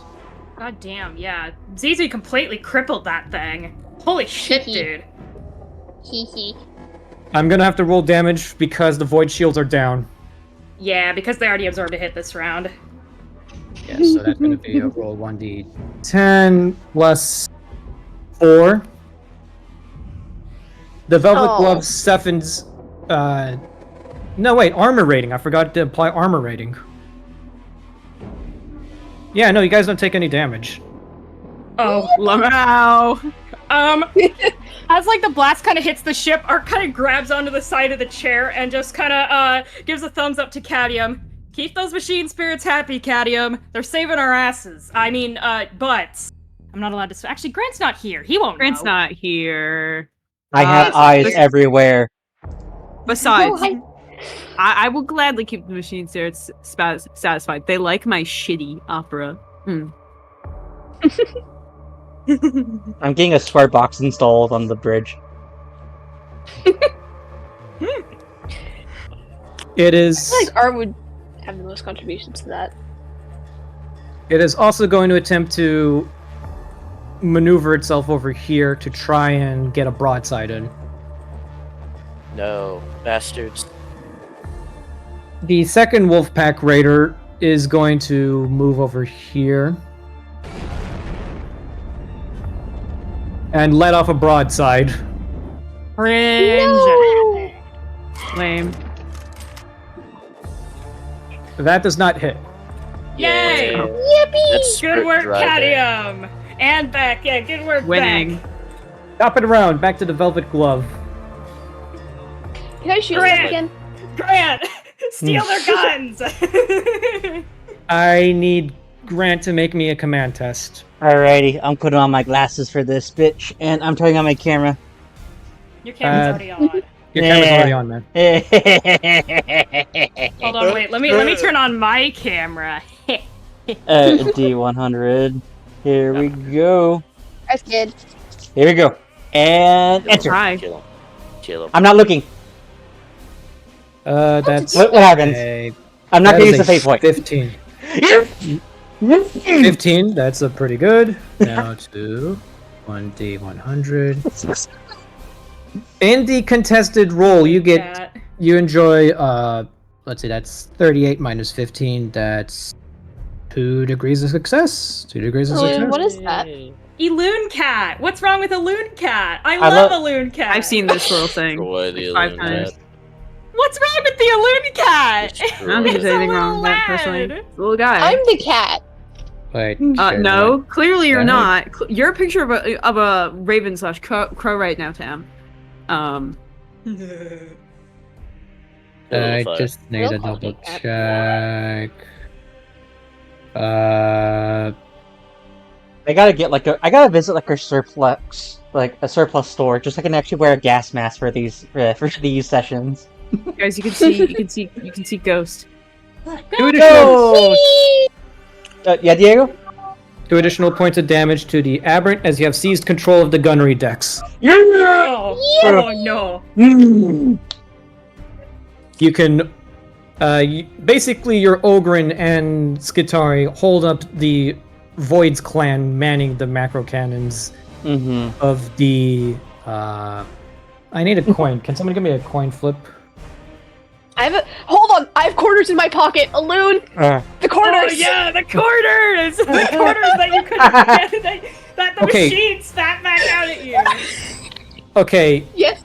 He woke up because I was pogging at her too Tails, much. Tails is left. Left is port. I need you to Yes. call the. Quarters left.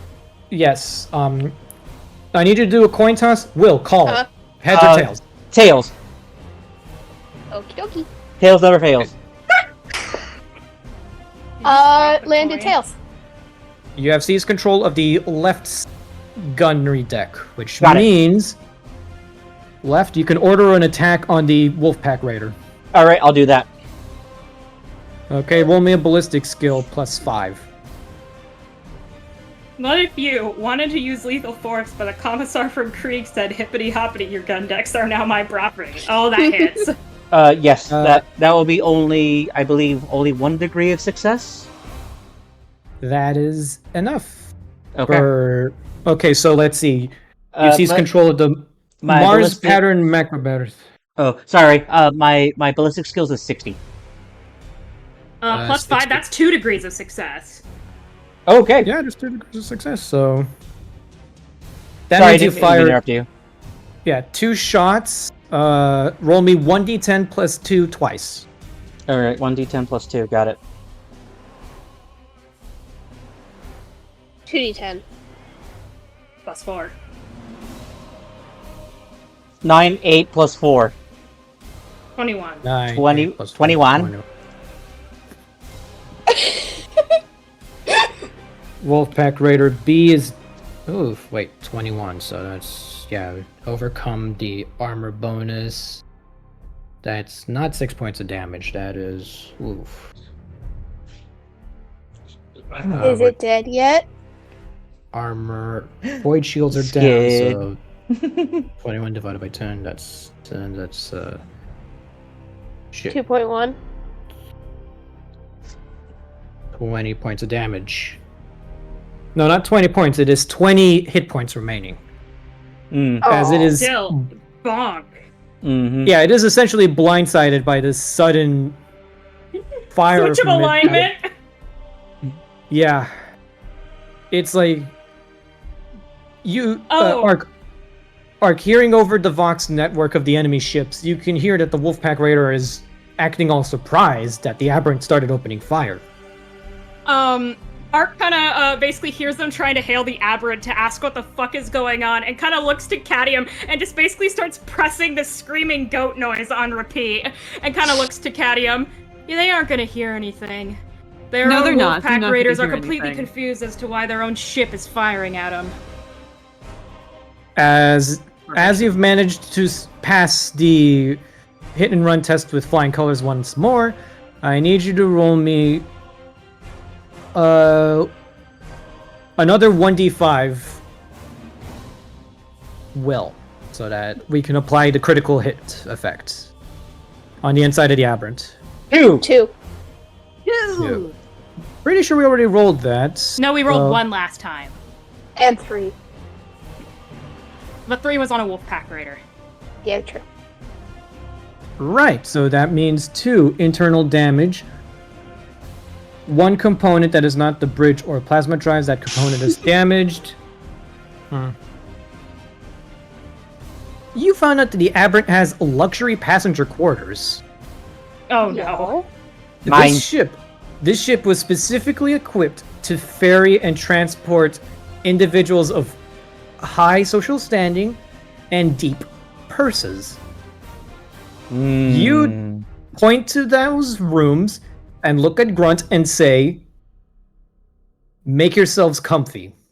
Oh no.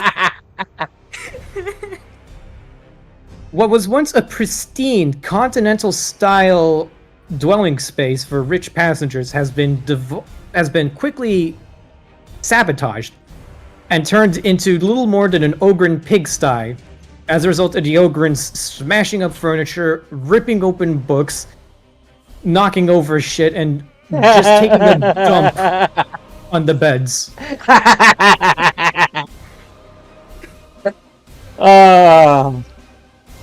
I just there's like a slight the soul voiceman that's closest.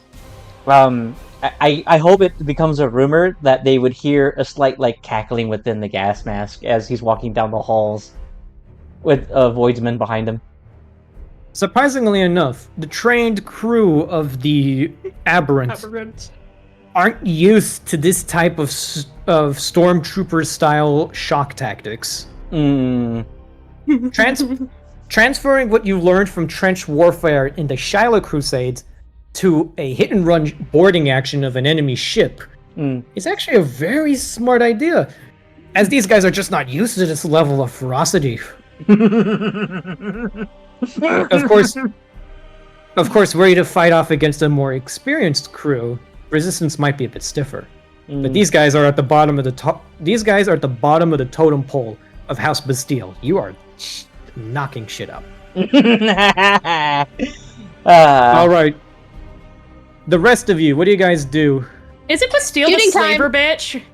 Bastille is the Navy admiral Oh, okay. who likely killed off the entirety of his family in order to inherit the war into trade. Yeah, I don't like him either then. Fuck him. Soundboard. Hey, Ark. Vine boom, vine boom, vine boom. Art kind of looks to Zizi and just gives him a thumbs up. Fire away. Yes, Captain. As you're within range of 2 vessels, you can make 2 ballistic skills checks. Cool. As you can hang on. You can direct your ship to attack both of the Wolfpack Raiders. Portside will hit the crippled. Starboard will hit the one that was attacked just now by the Aberrant. Lovely. I love how Zizi is just blowing shit up, Grant is leading a raid, and Ark is messing around with Cadium's soundboard just to make sure that the fucking Aberrant can't call for reinforcements or communicate with the Wolfpack Raiders to tell them what's going on. One's a hit, one's very much not a hit. Oh, yeah. Let's First say one- that the hit is... Yeah, okay. Unfortunately, the first attack hits purchase on the crippled Wolfpack Raider. Uh-huh. The second one kind of goes wide of the mark. I want you to roll me... Let me check these stats for... Fun fact! Also, by the way, that's 2 degrees of success. Degrees of success. Thank you, Brain. Is there any way that I can give Zizi a bonus via an action to try and make that another crit? Crit rating 5. No. Okay, never mind then. Yeah, Macro- that ain't gonna work. Macro cannons have a higher crit rating than Titan Forge. Yeah, fair. Roll me 2d10 plus 3. Bam. Yes. 15. 15. Wolfpack Raiders down to 8 points.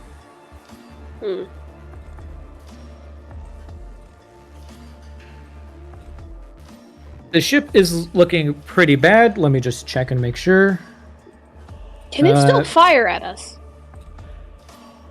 Wait. Yeah, but it's not looking good. Okay, That should be cool. that, means it still that should deserves to actually be an die. 18. That should actually be an 18. So we're down to 5 hit points on the Wolfpack Raider. It is an 18? Since when's an 18? because 'Cause- Oh, it is an 18 because I didn't do the. Yeah, I see. You it. had to add a +3 for each attack. Yeah. yeah, so it's an 18. Oh, owie. Owie. Museum of Sex. The boob. The Nice. autism stim toy titty. The what? It's autism stim toy titty. My mom went to the Museum of Sex and got me a tit. Yeah, the Squishy. booba. For context, Skid has their camera on and is just showing off a bunch of Yeah, I plushies can and see assorted that. items. One of them is the Museum of Sex. Yeah, I can. Dim toy. Yeah, that makes a lot more sense now. Okay. It just looks like a brain thing. What is that? Beck. Coop, you there? I don't think Coop is with us. No. Shame, because if he was, he could maneuver the ship into a firing position where the Titan Forge could just blow up the final wolf pack.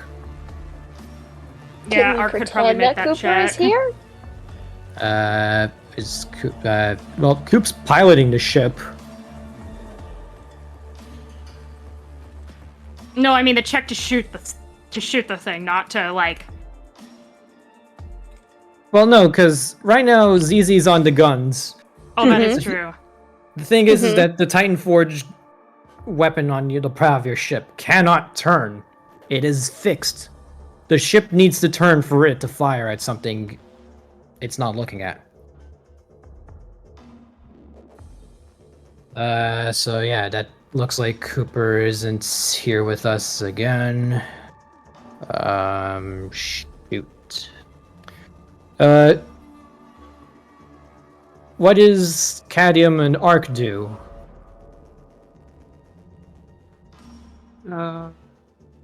Rules channel for extended actions if you don't know what you want to do next. Yeah. I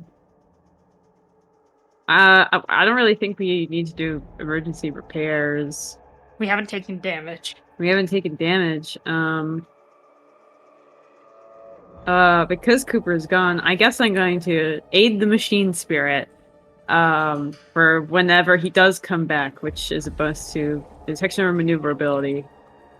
Aid the machine spirit. Let me check the rules on that. Aid the Just so that- machine spirit. Aid Bonus the action? machine spirit. It's a maneuverability. tech use. Yeah. Pick use. Yeah. I have a plus 30 to that. Yeah. How many degrees of success on that? Let's find out. That would be 3. So that's 36 can- out of 74. You may 78, add- Sorry. you may add a plus 10 to either maneuverability or detection. I'm gonna go with maneuverability. All right, that'll help if you guys need to whip the ship around to fire at it. Is Cooper? He's not muted. No, he's not. So he's probably away or just. Ark, what would you like to do? I would like to continue my not letting the aberrant actually communicate with anyone. Arc playing with Cadmium's sound. Yeah, I would like to continue Ark's reign of terror. Yep. All right. So that's going to be your turn. Moving on. What's next? Who's next in the initiative order? Let me check. The Aberrant, correct? Yes. He's going to try another test to repel the borders. Oh no. Oh. Better. Better, but is it good enough? Yeah. Let me see. Probably not. Prepare to repel borders. No degrees of success. He will be occupied rallying defenders. By this point, the captain of the Aberrant has gathered enough soldiers to try and repel Grant. I need you to make. We're gonna have to do a contested command check. Okay, Mr. Use- Commissar from Creeg. Using your bonuses from the boarding action and the bonuses conferred as a result of defending the ship, whoever rolls lowest on this next roll determines who maintains control of the aberrant. Okay. Lower as in more degrees of success, or lower as in just lower on a flat D100? All right. I'm not gonna roll. Or I'm not. I am rolling. I mean, I'm not gonna look. Alrighty. Yep. I'm entering. Enter now. All right. I'm not gonna look. I would like to use a fate point to allow Grant to re-roll that. Alrighty. Re-rolling. I now have 3 because I have 4 in total. Yeah, okay. I will be okay with that. I'm not spending any more. No degrees of success, but Grant wins out. Mm. Let me see. So that was a 54. That's In that moment, 2 degrees of success mhm. versus how many degrees of success is that for you, Grant? Does he have his plus 30? Yes. So for me that would have to. I would have to roll higher than a 90. Okay, yeah. So he has 6 degrees of success, Diego. Compared to the 2, that's good. So that's my another fellow, 6 points of my fellowship another is at a 50 plus the 30. So yeah, 80. Not 90. So My 5 bad. degrees. 5 degrees. 5 degrees. down to 18 hit points for the aberrant. Try as he might, the ferocity of Grant's forces are just too brutal for the shipborne defenders. He lacks the terrifying charisma and fear Grant has over his own men. The looming specter of a commissar makes many of the Silverwind troopers uneasy. But the fact that he's fighting in front of them and not behind them rallies them enough in order to put up stiff resistance to the defending forces. Add to that his previous experience in, trench fighting. He's able to turn the tide against the defenders and forces the captain and his defenders to run away. Grant now has full control of the gunnery decks by now. Additional lighters fly in from the Velvet Glove onto the Aberrant. If you can make another successful command test, I will say you have wrested control of the ship. That's our ship, bitch. It's my ship. I like this ship. I think I'll take it. Oh my god. What if you wanted to repel the rogue trader Silverwind Dynasty, but the Silverwind Dynasty said, actually, I want another one, and took your fucking flagship? Note that this is not the flagship of Bastile's I know, Navy. it's just the flagship of this. Still, it's a Firestorm class frigate. Those things are pretty goddamn big, and equipped with some decent shit normally. That's not a baby ship. I'm using a fate point. Valid. Using a fate point. There we go! There we go! That's it! It takes a while for you to burn out the last pockets of resistance. I want you to... Hang on, I need to check if... Because... the game has actually ruined my concept of this. You do not have coercion.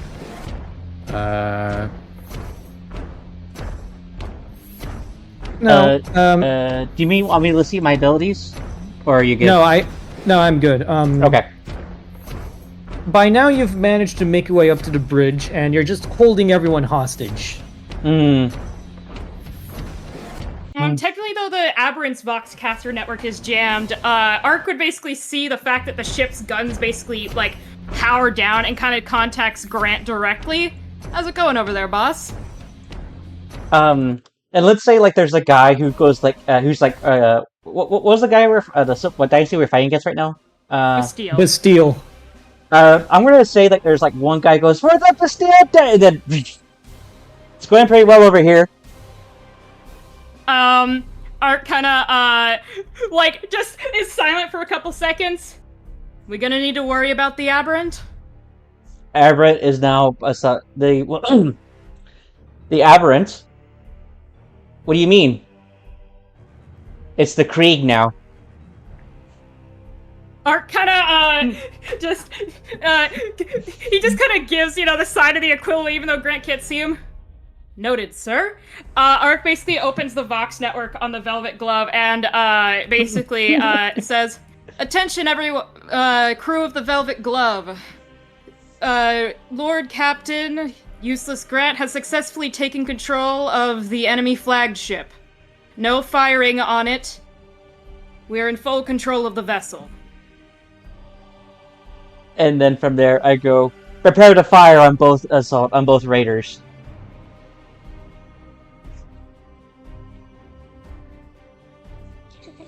Does that mean I get to kill them now? Ark looks to Zizi. That means you get to. That means that ship. He kind of gestures out like the void window. Mm-hmm. That's ours now. It's shooting them along with you. Yes. Can I shoot the other one? Yes. Cool. Alrighty. Victory. Murder time. Murder time, fun time. Do I roll for my ballistics, Diego? No need. We're going to Speed stop up. the space battle here. Alrighty. We'll call it a victory because you fucking took over their flagship. Ark basically stops with the goat noises and kind of lets Grant, once he's sure that Grant has taken control of the Vox network, after hearing that he basically stole the entire ship, just like stops with Cadmium's soundboard and kind of opens communications and just hails the ship directly with Grant. Mm-hmm. So, boss, I'd say that went pretty well. It certainly has. Am I still on the Krieg, or am I going to be on the Velvet Glove? At this point, there's a transfer of troops. Like lighters, like shuttles and lighters are flying between the Krieg and the Velvet Glove. Mm-hmm. So, we'll say that, what remains of Bastile's men are quickly being converted to your side. With the holdouts being taken care of by your expert voidsmen breachers. Lovely. So I'm assuming the other two raider ships are destroyed, or are they? One of them is destroyed. The other is fleeing the system. Oh, okay. All right. It hasn't been crippled enough. The one that ZZ blinded, however, is pretty much considered dead in the water, so to speak. Yeah, it'd be floundering until it eventually just got exploded by a stray gunfire, because it was barely hanging together as it is. And you can't fucking navigate out of a system if you don't have scanners. Even if they tried, they'd probably smash into like an asteroid or a dwarf planet at some point. Yeah. The other Wolfpack Raider is calling it quits, flying the flag, and just basically bartering for safe passage out of the system. The captain of the Raider has made it clear that he is not being paid nearly enough to go up against, that. Yes. Especially since the flagship of the blockade has now turned its guns on him. He is asking for mercy. Ark basically kind of puts the channel on hold and basically reopens the one with Grant. We've got the other Wolfpack Raider effectively at our mercy. They're willing to trade goods, etc., in order for us to grant them safe passage out of the system. What's your verdict, Lord Captain? Well, they did accept no other terms than unconditional and immediate surrender. So I propose the immediate removal of their trade goods, for us escorting them. Their safety shall be ensured, and repairs shall be made to their ships functional enough for them to make it back to whatever port they need. Alrighty, so effectively leave them enough supply. They'll keep enough supplies, fuel, etc., so that they can safely get out of the system. However, otherwise, they're on their own. Yes, that is true.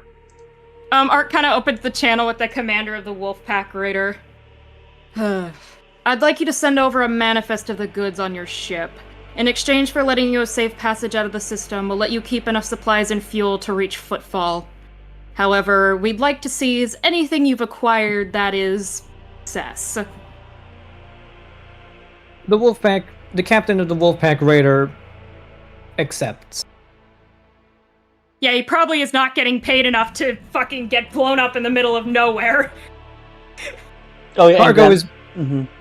cargo is quickly transferred over from the Wolfpack Raider onto the Velvet Glove, and most of the supplies you receive are rations, munitions, and most of the trading goods involve, textiles and components for use in industrial facilities. Still useful. Not enough to, like, say, generate any meaningful profit factor, but at the very least enough to refurbish and rebuild the Creeg, as it has been now renamed. Alrighty. Art kind of reopens the channel with Grant. From the spoils we got from that Wolfpack Raider, their excess should be enough to repair your new vessel, sir. Get it up and functional. Mm-hmm. And then from there, Grant's going to recall the numerous people that we saved from the previous session, and I'm going to mention them being trained up to be a crew for the Creeg. And then from now, Grant's going to reply over Vox, or what's it called, Diego? I know it's It not is called Vox. Oh, through the Vox. He's going to go, Ark. Once you feel like once you immediately believe there's the slightest hint that they might be holding it on us, give them a warning. If not, so blast them. The Wolfpack Raider, sir? Yes. Art kind of looks at basically scrolling through the manifest of everything on their ship on his data slate. Well, I made the guy send me the manifest, and let's just say, he was generous. I wouldn't even have given as much fuel as he did. All right then. Hang on, I want let's see, just to make sure. Damage and fire, no, crew population and morale. The Creeg suffers from a minor decrease in its population and morale. Mm-hmm. As a result of it, Yeah. as a result of the ship having been taken in combat.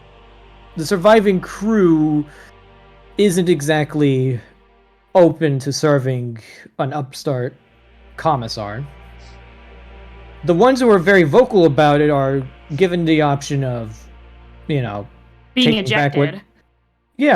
either summary execution or servitude in perpetuus, which is standard Imperial parlay for give them over to the Mechanicus and make them servitors. Servitors, yup. Diego, can I propose a third option? Yes. I'm not going to do a speech. The TLD, DL. Grant's going to give them the position. Those who do not wish to join me, become servitors, resist me. I will give them the option for them to join the Raider vessel until for them to leave. A number of the crewmen go back and forth, and eventually a very large number of them would rather leave the system with their sister ship, with the Wolfpack Raider, than stick around. Mm-hmm. A number of them, however, having been mistreated by Bastille, and seeing the ferocity and loyalty your own men exhibit to you, decide that you might be a better boss than anything they can hope to find in Port Wander or Footfall. Mm-hmm. As a result of this, the Creeg is considered understaffed. Even with the survivors you took from the Drukhari Raiders, the Creeg and the damage it has suffered, the Creeg is not able to follow you for the rest of this journey, as it will need to Be sent back to Footfall. to both repair itself and to replenish its crew. Mm-hmm. Yeah, that's Ark. Basically, upon hearing this from Grant, just kind of sends back. Well, it needs a fresh coat of paint, anyways. Since those symbols are tacky. He kind of gestures, basically sending over the Vox network a picture of basically the Bastille Dynasty symbols on the side of the ship. Yeah. Very, they clash with the overall coat of paint. I feel like Yeah. we should edit them. He kind of sends over the Silverwind symbol. I'm thinking something like this. Yeah, I could definitely imagine nice pure banners. And as it happens, scared. What was it? Please share that. I want to. I'll include that in the VOD. And Grant's going to do that, and I didn't really expect us to even keep the Creeg for the remainder of the adventure, but I do think it would be a nice trophy or a good message to other rogue traders. I will say acquiring an entire ship like this will be a strain on your finances for a bit. Mm-hmm.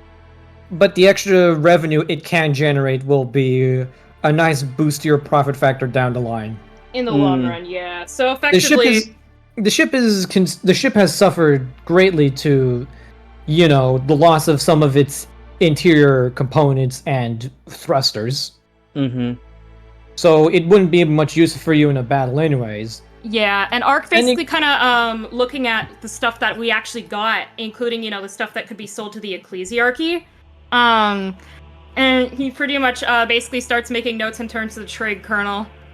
So I'm thinking in order to cover this, we're probably going to need to track down a couple members of the Ecclesiarchy to pawn off that prayer book to, and we're going to need to see if we can find the remainders or someone who is in contact with the remainders of that Space Marine faction in order to give them their flag back. Of course, we're going to be charging them a pretty penny for it, but I'm thinking from what we looted from the Light of Terra, we should be able to cover this. Though I wish Grant would give me more warning. He's talking to the trade colonel, not Grant. Yeah. I wish Grant would give us more warning before deciding to take an entire ship.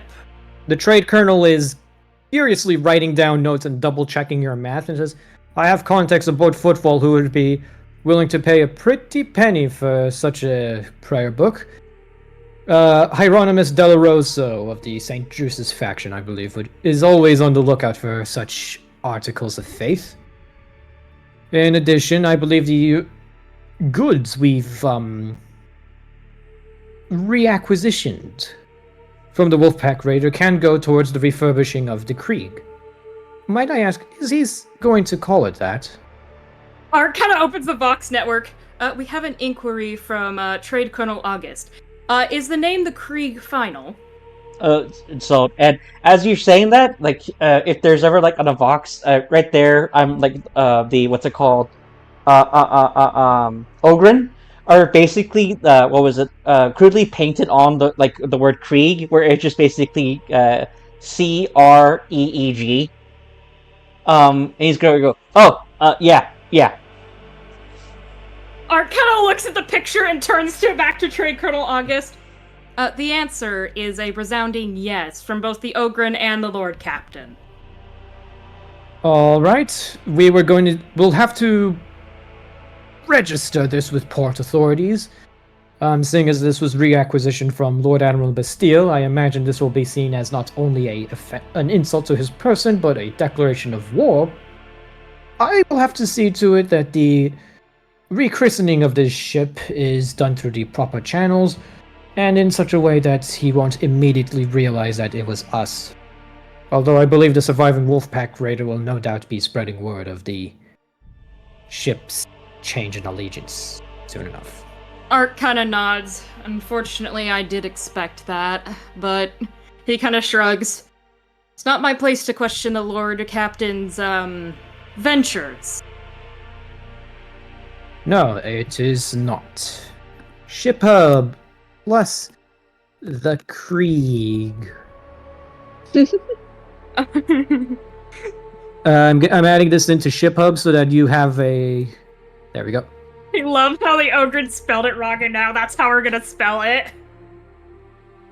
Ark kinda, basically reopens the channel with Grant. Alright, we're gonna be able to cover it, however, I should warn you, this is going to be seen as an act of extreme aggression and insult to the entire Bastille Dynasty. You have made yourself an enemy, Lord Captain.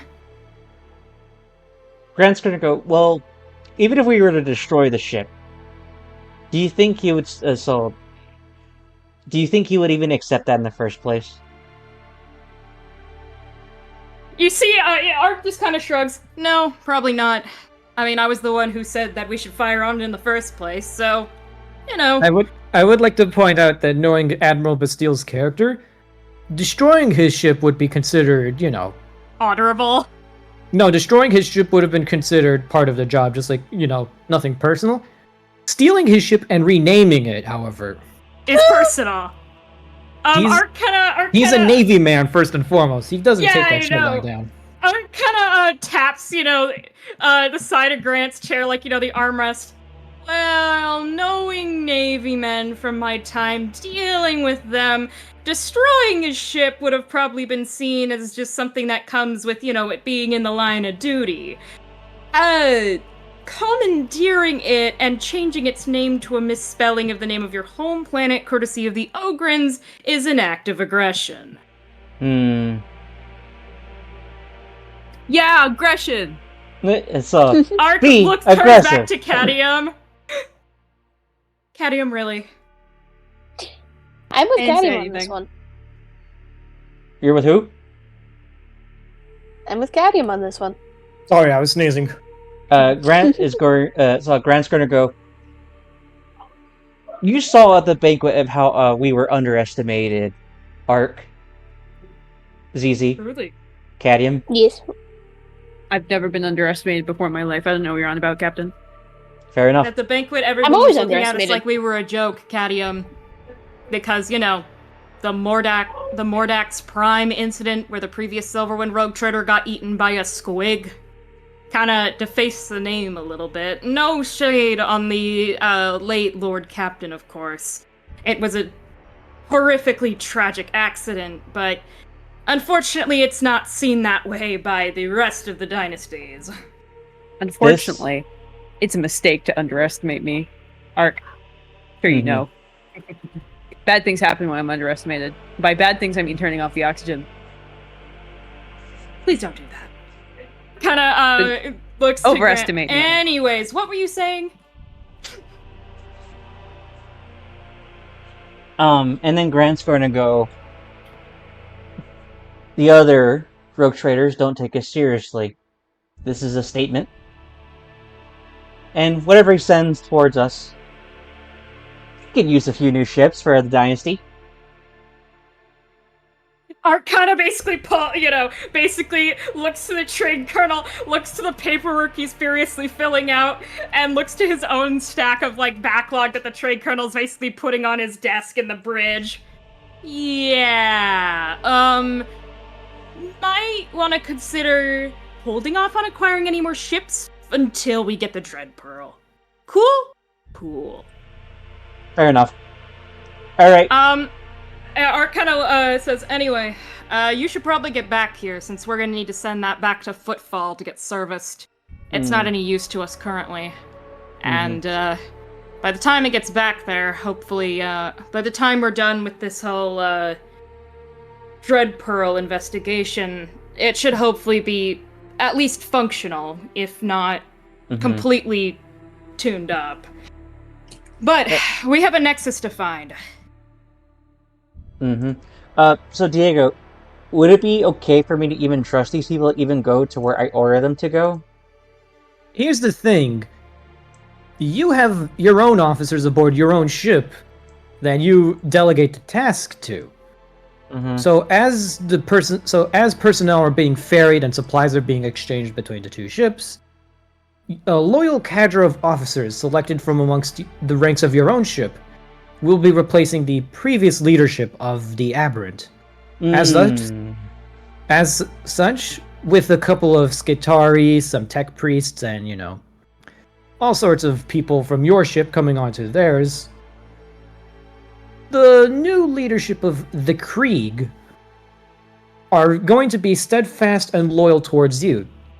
Eventually, the lower decks workers in Void's clan that manages your newly acquired ship will come around to your way of thinking. Especially since your way of running a ship is much more lax and, shall we say, kind to these people than Bastille ever was.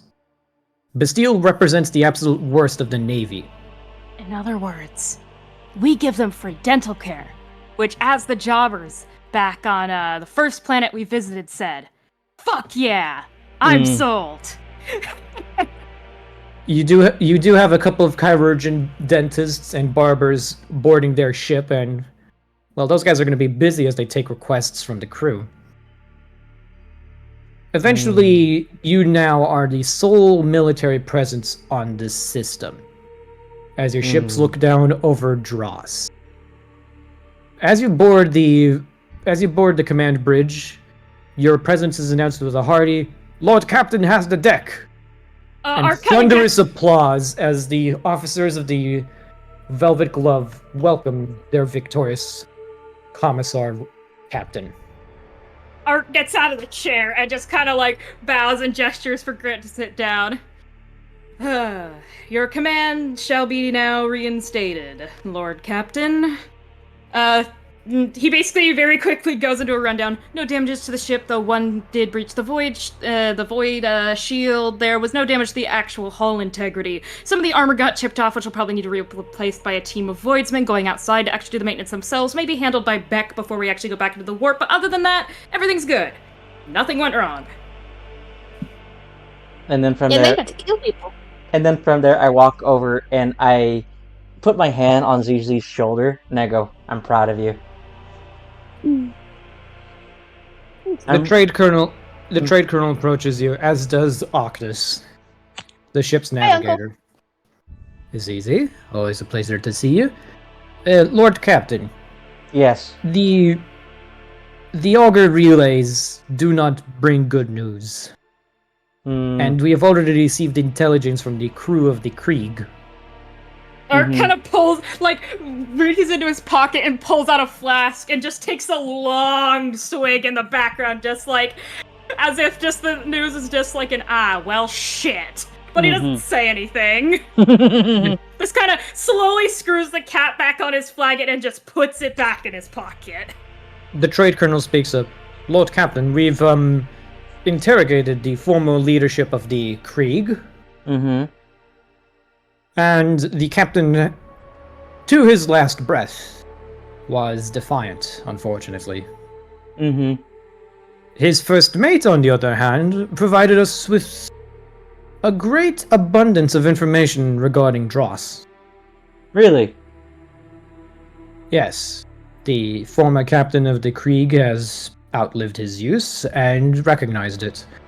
He wanted to die with some semblance of honor, and for that, he terminated loyal to the bitter end to his Lord Captain. His first mate, however, chose life. This is the rundown of the information we've gathered on Dross. He pulls out a data slate loaded with atmospheric readouts of planet Dross. The reason why the blockade was held over this planet was not necessarily to keep people out. It was to ensure that they had time to figure out a way to get onto the planet's surface. Dross's entire atmosphere is incredibly treacherous to fly through, unfortunately. Several shuttles were sent down to the planet's surface several standard weeks ago. They have not returned. Communications were lost, and it is believed all hands were lost as well. The captain of the Aberrant declared a blockade with the 2 escorts and ensured that no one got into the system while they figured out a way onto the planet's surface. They were in the process of modifying one of their shuttles in order to breach the atmosphere of the planet, which was unfortunately lost when the Wolfpack Raider we crippled was destroyed. Attempts to recover the shuttle from the wreckage of the Space Hulk have not been successful. However, we did glean enough technical information, thanks to the volunteering of a certain tech priest aboard the Creeg. We believe it is possible to land a shuttle through the storms covering Dross onto the planet's surface, if we enter here. He points to a small part of planet Dross, where the storm appears to be at its weakest point. If we insert a shuttle here and maintain strict control of the mechanisms aboard, theoretically it is possible to land a single shuttle onto the planet's surface. However, there is one issue with that course of action. That being? There would be no guarantee the ship would be able to take off again. And Well- based on what Octus has told me, we believe the storm is of an unnatural persuasion.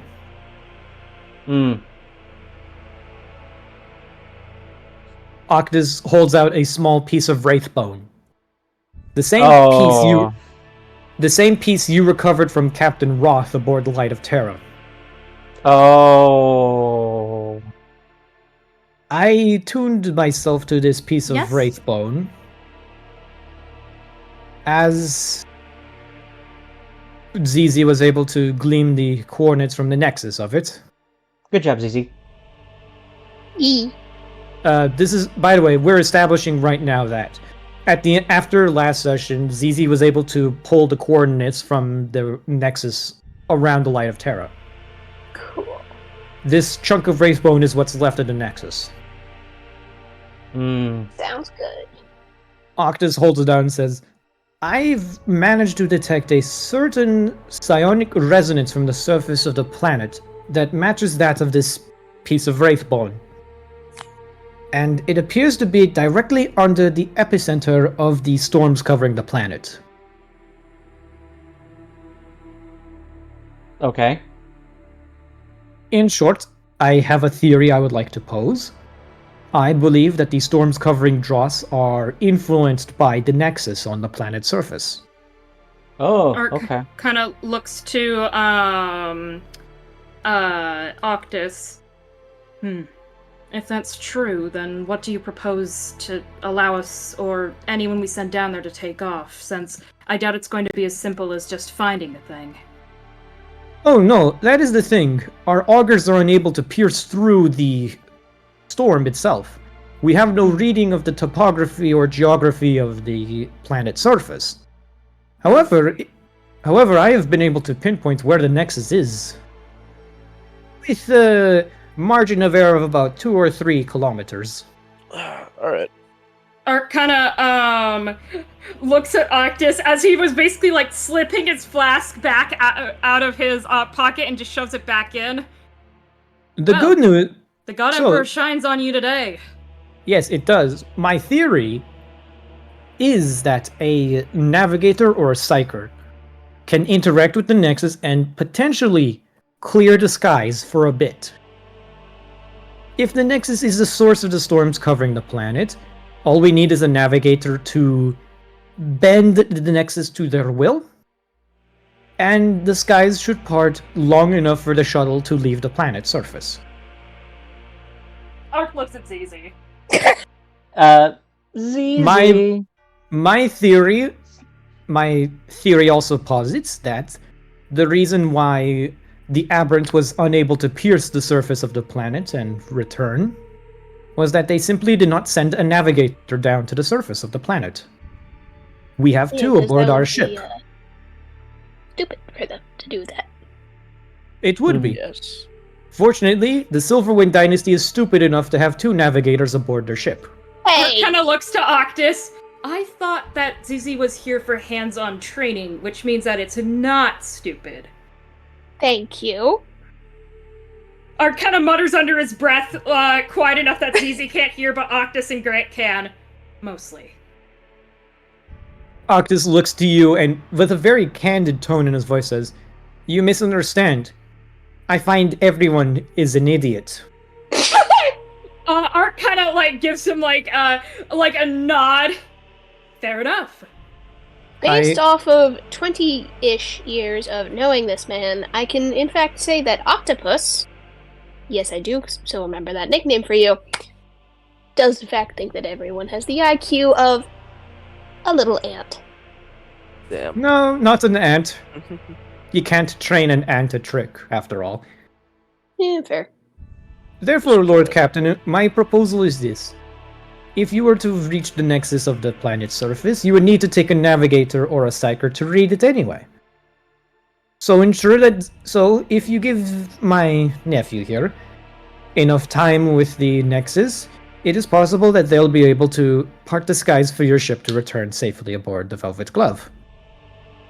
I cannot guarantee, however, that you will be able to land on it in the first place. However, I will say that a lot of us have found a new sense of respect for you as a result of you capturing the Creeg. My advice is to not squander that newfound respect and go down to the planet yourself.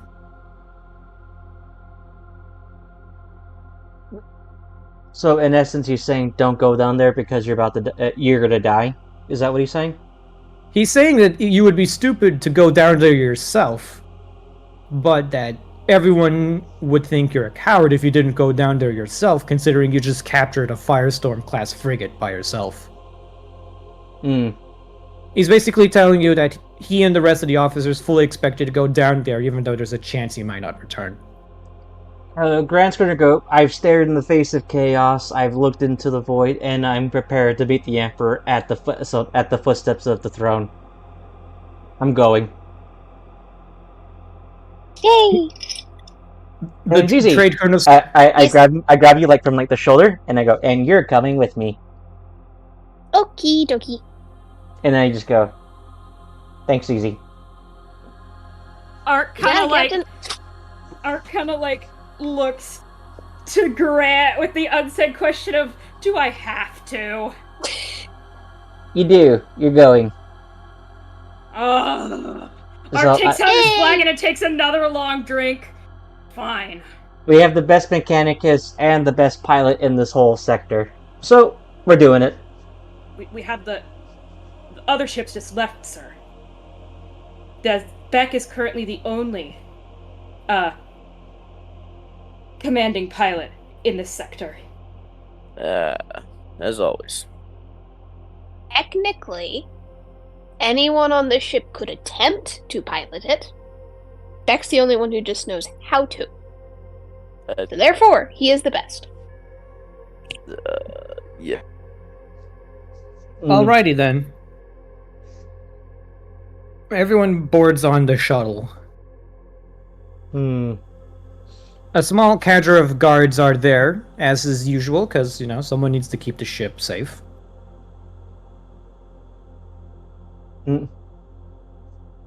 Are we still playing, or is this where we're gonna call it? We can still go for a bit more. Got it, Okay, cool. could I request a 5-minute break or so once we land? Yeah, We can have a 5-minute break now. Okay, I just want to do a restroom break right now. I've been holding it in for about over an hour. Okay, go.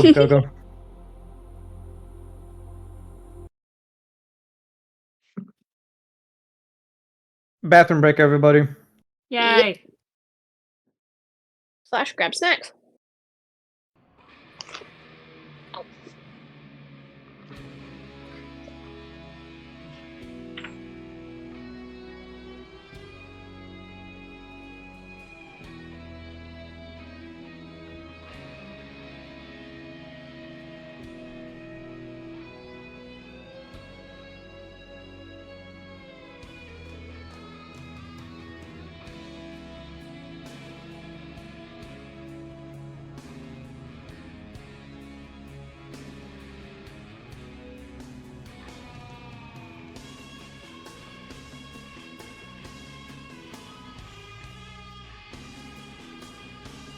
Oh, hey, it's all of Skid's roommates. Hi, Skid's roommates.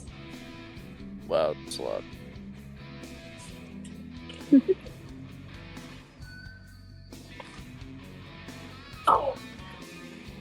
You can't say that. Well, you're the only one that can say it. You're the only one that can say it. Why? You can black man. Guys, the mic is on. Guys, the mic is on. I should watch this really good movie. It's called Creepypasta. I have to get that close. It's ASMR. You should. If you want to watch Mr. Creepypasta get fucking shot. Yeah, if you want to see Mr. Creepypasta get shot by Hold the Black Man and die, you should watch Creepypasta. If you like Jumbie, Diego, you are very good at mildly disappointed You know, my faces. favorite creepy pasta is fucking jumpy. As if I didn't take drama for 2 years. that's my favorite standalone video game. My favorite standalone video game has been Drowned. I also like El Cuco. He's controlled by like a guy who's cuckoo, but he's like the devil who eats dog food. Eats dog food and babysitter. And then eats a woman and leaves her shoes. In the blue boy, we see a toddler who also eats dog food. Yeah. And you have to give El Cuco some of his rations. There's no food in the fridge, just fucking dog food all over the floor. You also see a random. If you watch a guy piss blood, We watched this. He pissed blood. Shadow. And you know what? When he pissed blood, he was like, Ow. like burying his neck, fucking okay, poking out. He was like, I guess. Then you run to the toilet and then just see how I have no idea what they're talking about. I can barely hear them. No, there's no dick. You can definitely hear them, you just can't really understand them. Yeah. I think it's not just what they're Yeah, saying. because everybody knows that when you go to the bathroom and you always go, Skid's room. you go, Hi, Skid's roommates. it's a bloody urine. I don't think they can hear you. That's if there's They're blood. having a very loud conversation about something. I'm just going to mute them for the moment. Diego, I will say, man, I haven't geeked the fuck out over a session in like years. Last time I did so, I think it was when I seduced Legolas from Tan's campaign. I swear to God. Well, I had to mute myself from how well I rolled my Riz. Thank you. why? And the other time was back during a Loon's campaign. I forgot what Dardanus was doing, but I remember now. The barrel. The barrel.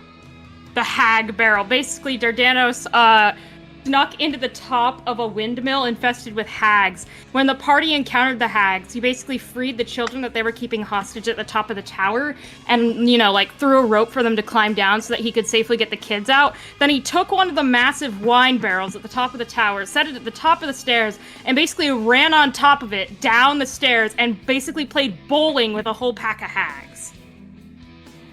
That's actually kind of impressive. I would like to mention, because of how well Will rolled, he took no damage from this, and proceeded to almost kill a hag in one hit by rolling into them at Mach 10 with a fucking barrel. So, in other words, Diego, I fucking love this game. I love Grant. At this point, between Dardanus and Grant, they're basically competing as my favorite PCs in any tabletop game. Excellent. That's what I like to hear. As soon as Skid comes back from the conversation, we'll continue this again. Can I ask, did you even expect us to even take the ships? I didn't expect you to roll that good, and when you were rolling that good, I saw what reference you were going for, I was like, it's only a Firestorm frigate. Mm-hmm. That's going to be a ship we're going to use for other campaigns. Well, it's actually smaller than what you have right now. Fair enough. But it can do things such as, check in on our efforts in Vaporeous while we're elsewhere to collect our tithes. So what I'm assuming it's going to do is, though, initially we're going to have to, trade off some stuff when we next get to Footfall to cover the immediate expenses. In the long run, it's actually going to be a benefit to have another fairly large ship that can go around the expanse and, to the worlds that we control, to, do trade and collect, tithes and goods in resources. Our absence. I will say that the Aberrant uses the stat block of the Saber. The Saber... in the core rulebook, the Saber is a pre-built rogue trader vessel used by Sarvis Trask, and is the one supposed to be recommended for beginning rogue trader parties. Interesting. It is specifically designed so that it could be used for both exploration, trade, and military purposes in equal measure, while being fast and being able to provide decent firepower at an average rate. So it's a very well-balanced ship, but not nearly as, say, min-maxy as the Velvet Glove. Mm-hmm. I've been waiting this whole campaign, Diego, to use a boarding action. I wish my camera was on, so that way you would have saw my facial expression when I said, "You know what? I'm gonna board that bitch." Yeah, that's because I didn't realize you could launch boarding actions, because I just was rereading the space battle rules for this session, and I saw hit and run, launch a boarding action. I was like, oh, I should probably remind them that's an option. I think Skid's still unable to join us for the time being. Okay.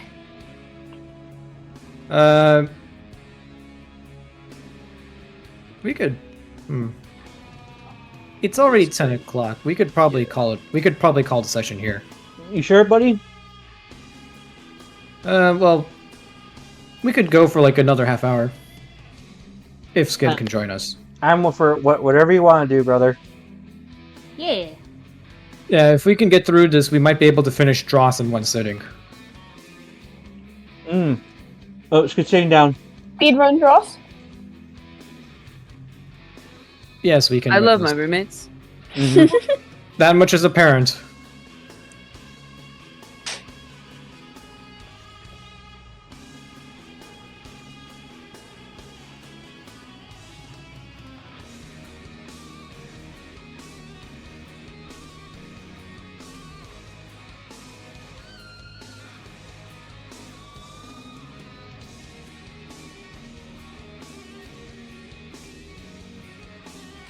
Oh, let's take to the gate right there.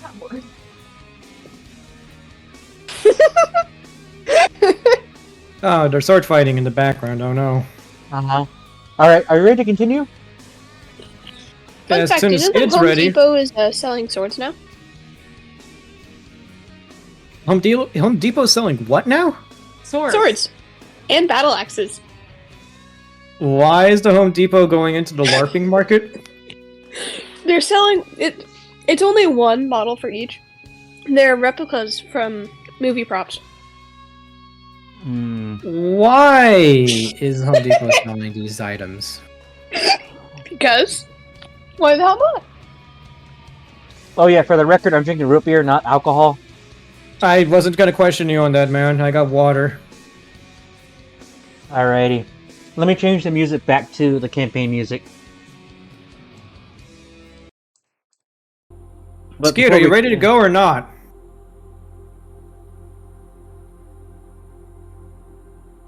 Skeeb. Yeah, Distract you, and then Alrighty. I die. I am Okay. here. I love my roommates, guys. That much is apparent. It tells me he hates me every day. Shut the fuck up. I do. Berlin does the same. Me, I was a little wee silly little man, a little bitch of a man.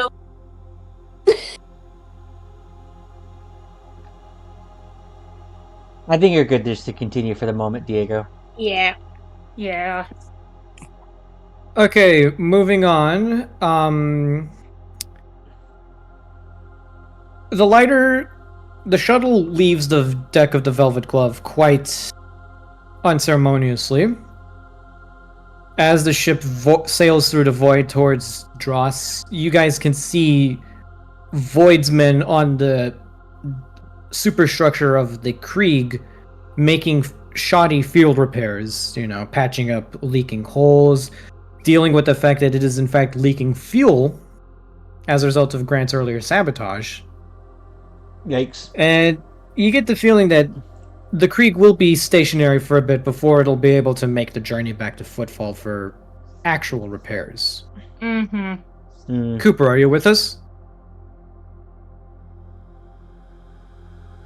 Headset battery low, gonna charge it real quick. Okay, so Coop can hear us, question mark? Because getting into Dross is actually going to be a bit of a challenge without the pilot. We need our fucking Voidmaster. Yeah. He's the leaf on the wind. Watch him soar. Did you guys just watch me get whapped in the face by Bailey's slipper? Yes, I did. No. It was yellow. It was Yeah. yellow. Skin, I did. Yes. are they drunk and or high?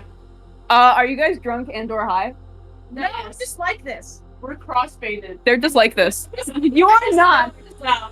They're just like this. I live with these people. I love them very much. Every day. Alone, you deal with me every day. It's just me times 3. It's also 1 in the morning, so Lexapro 20 milligrams. Yeah, drugs. Drugs. Hard drugs. Hard drugs. 20 milligrams. Lexapro. Okay, Coop can't hear us. We can't continue then. They only drug back take. shit. It's perfectly fine. Can I just do something of like create some small talk as we're basically on the ship and then call it there? Yeah, we can call it here.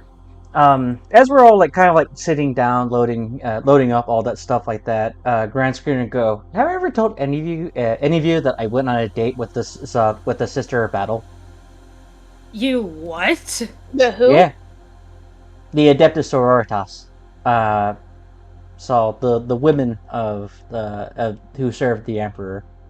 Art kind of looks to Zizi. You know the Space Marines? Mm-hmm. Women Space Marines. Based? Just Yeah. without all the freaky augments that make them all big, one of the guards in the ship says. Art kind of nods. Yes, that. Yes. Oh, hi, Coop. Hello. Oh, hi, Coop. Continue. Are you able to do the flying, or or your mic gonna Oh. go bad? No, I just wanted to charge it slower right now. Mm. And Bluetooth, so. okay. Mm. And then from there, Grant's gonna go. Yeah. I was overseeing a defensive line, and the Adeptus Sororitas happened to be there at the same time too. So I surveyed their lines and I helped them with their defense plans. And when well, some expensive liquor, we had nothing else happened, but we had a pleasant time overseeing the battle plans and just talking about how much we mutually hate chaos. Art kind of snaps his fingers. Damn, that's flex, Lord Captain. Yeah. Not Oops. everyone can say that they shared a drink with a Space Marine or even a member of the Sororitas. Sister was- of Battle. Mm-hmm, Sister the of Sister of Battle. Battle. And I was gonna go. Yeah. It was communion wine, so it was plenty pleasant. Pleasant as it can be on, Creeg front line. Oh yes. All the bombings and the gunfire and the hovercrafts roaring overhead. Such an atmosphere. Perfect for a commissar and a Sister of Battle's first meeting. It's straight out of one of those really, really bad romance novels that for some reason are still in the library. I really need to ask about getting rid of those. Yeah, I do remember her name though, Vivianica. What? Yeah. Also, Ark, I found a old dictionary. Not dictionary, translator book. What are they called? The Navis Codex or whatever it is. Nope. Like a language to another language book. What are they called? Oh, Rosetta Stones. You found a copy of Rosetta Stone, the book, or Duolingo, perhaps? Not talking to Ark, talking to Loon. What are they called? I mean, normally they're just called blank to blank dictionaries. So, like Pam has English to Chinese dictionaries. Okay. Like, yeah. Mm-hmm. I found one of those things. Really? Which languages? Because depending on what they are, that determines how useful it's going to be. Because if it's something like, I don't know, do squigs have a language? I don't know. If it's some really obscure Xenos language to, Low Gothic, then it's not, exactly useful. If it helps who is in Octus's library, because yes, I like sneaking in there, because fun fact, I can teleport now. Art kind of blinks a couple times. I thought Octus told you to ask him if you wanted to go in the library. I did ask him. Once. Did he say no? I asked him once. And then I didn't ask him the second time. Art So- kind of looks to where Octus is walking away. Oi, Octus, Zizi's been in the library again. No. Shut. I'd like to remind you that you're still on the shuttle and Octus is back on the ship. Oh, we're on a shuttle. Alrighty. Art kind of looks to Grant. So here's the real question. He was French, by the way. Interesting. Did you get to see under her the Sister of Battle's armor? That's the real kicker here. As you ask that, the shuttle starts to shake violently. Art kind of like looks. Ah, shit! I think I just incurred the wrath of the God Emperor. Never mind. It's gonna be Beck. a bumpy ride. Beck, you there? Yeah. The ship is starting to become unreliable as guidance systems are slowly being turned off. Alright. You're entering the storm of Dross, and it extends well into space. You did not think it would hit you this soon. In order to land the ship safely, you need to make a -40 pilot spacecraft test. Uh-oh. However, certain actions taken by the rest of the crew can help you with the roll. Alright. Those being. Navigate by eye, rerouting systems, dumping excess weight, and a quick prayer to the Emperor. I can do. Oh my god, the baby. I can probably do the. If anything requires a tech use test, I can do that. I could do the navigating stuff. If you, Cadium, Yeah. Hopefully. if you can pass a -10, if you can pass a tech use test, go for it. Okay, cool. No penalties or just It's no penalties, no bonuses. no bonuses. I have bonuses built into myself. The ship's cogitators are being turned off by themselves. This is a bit no, tricky for you. I have a +10 to tech use, and I have another Just thing that gives me because a +10. Cadium's a mechanicus. Just roll the tech use with your bonuses then. Okay, I have a +20 normally, unless I plugged into something. So, that makes it. That's a fucking 58 out of 68. 1 degree of success. Okay, so that's +20 to Coop's roll. Nice. Okay. That's 1 check. That's good. Navigate by eye. Mm-hmm. Navigation stellar +10 because you have the Navis Prima. Sounds good. Normally it would be -10, but since it's a +20 from the book, Hey, Stan, you have a fate point? I do! Yeah, baby! yeah, you're definitely gonna want to re-roll that one. There we go! That's much better. That's better! That's a pass. Yes, Dump, dump excess weight. Someone needs to pass an evaluate test. Oh, hey, guess what? I automatically succeed! Evaluate Hey, Art. test. Let's see how many degrees of success I can get. So I succeed. Yeah, no, I just succeed because of the Seneschal ability. No degrees of success, but it's an automatic success.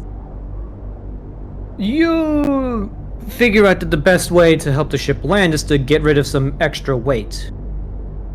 And you think to yourself, you don't really need the redundant power systems to the Vox units.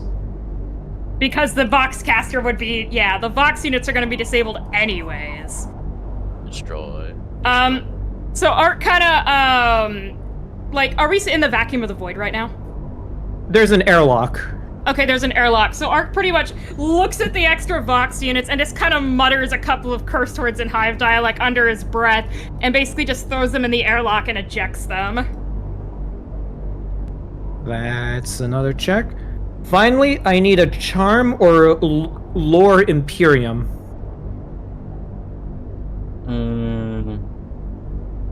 Lore. What was it called? You said charm. Charm or Common Lore Imperium. I'm trained in charm.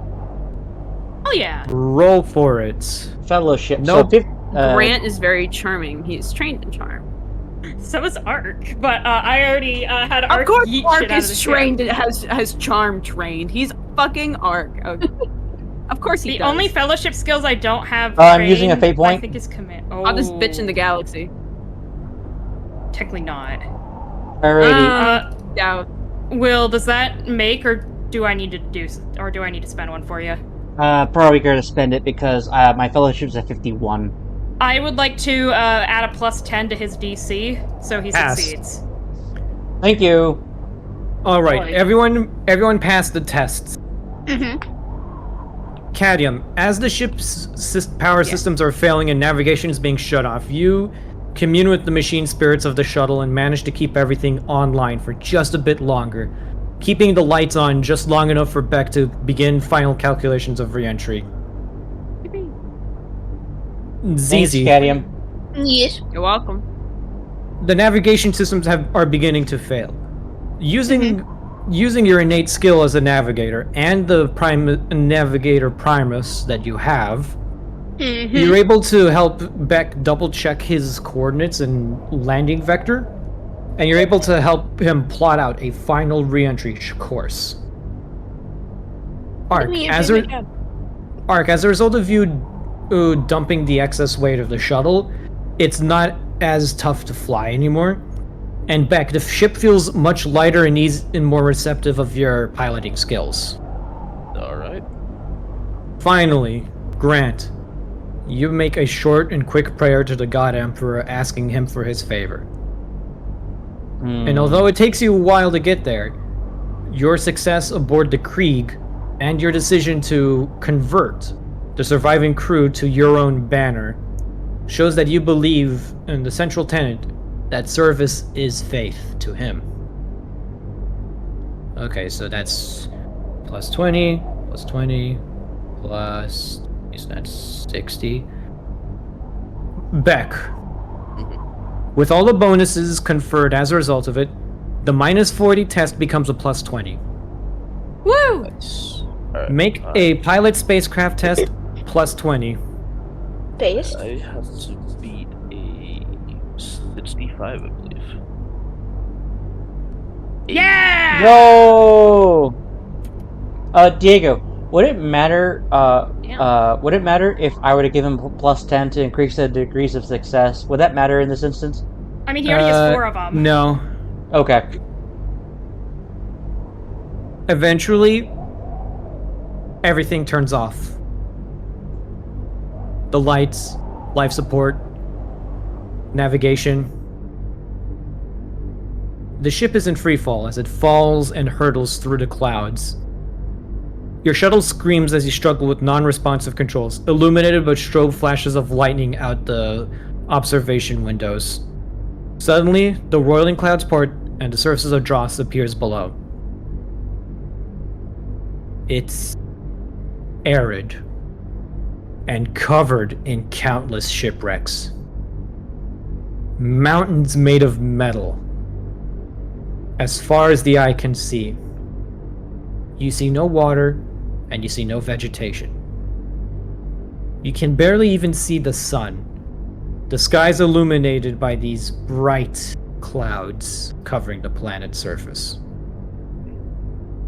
Your vessel comes to life once more, and seizing control of it, Beck is able to land the ship safe and sound on the planet's surface.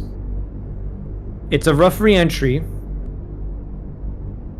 and it's very rough, but the landing is serviceable. The ship didn't crash. That's the. So as basically the ship touches down, Art kind of basically looks at the floor of the ship as if someone has like personally like wounded him. Shit, my liquor. I'm sure you could go one day without liquor, Ark. Art Your looks to Cadium. I'm only like half as drunk as I should be right now. Grant I feel like you reaches shouldn't be ins- drunk on any of our missions. Grant reaches inside his coat pocket. He pulls out a flask. He's gonna go emergency, and I toss it over to Ark. Art kind of grabs it and puts it back in his pocket where the other one on the floor basically completely spilled, and gives Grant a fist bump. Fuck yeah. I gotta know my crew. You have successfully penetrated the storms of Dross. Your vessel is only scant kilometers from the Nexus, and you are surrounded by mighty formations of dead metal, hundreds of meters into the air. Slowly, you begin to disembark after a quick atmospheric reading confirms that the air is in fact breathable. It is quiet. Extremely quiet. Looking around, you can see ships made from strange materials. You see a massive ship that resembles a Kroot war sphere. A solid black monolith raising out from the ground. An Imperial-class Grand Cruiser buried in the sands and dunes. What looks to be a strange Xenos ship made from scrap and different parts. Similar to the Strixus Zebix you encountered over Cupicide 12. And above a ridge towards the west, you catch broken void sails and the clipped wings of an Eldar Corsair's ship. There is one thing unifying all of these vessels. Two, now that you get a closer look. They all crashed. And they all appear to be very well taken care of. You see candles. Small altars made of rubble and broken sheet metal. And a crude facsimile of the Aquila painted on each of these vessels and wrecks. As you step forward, make me an awareness test.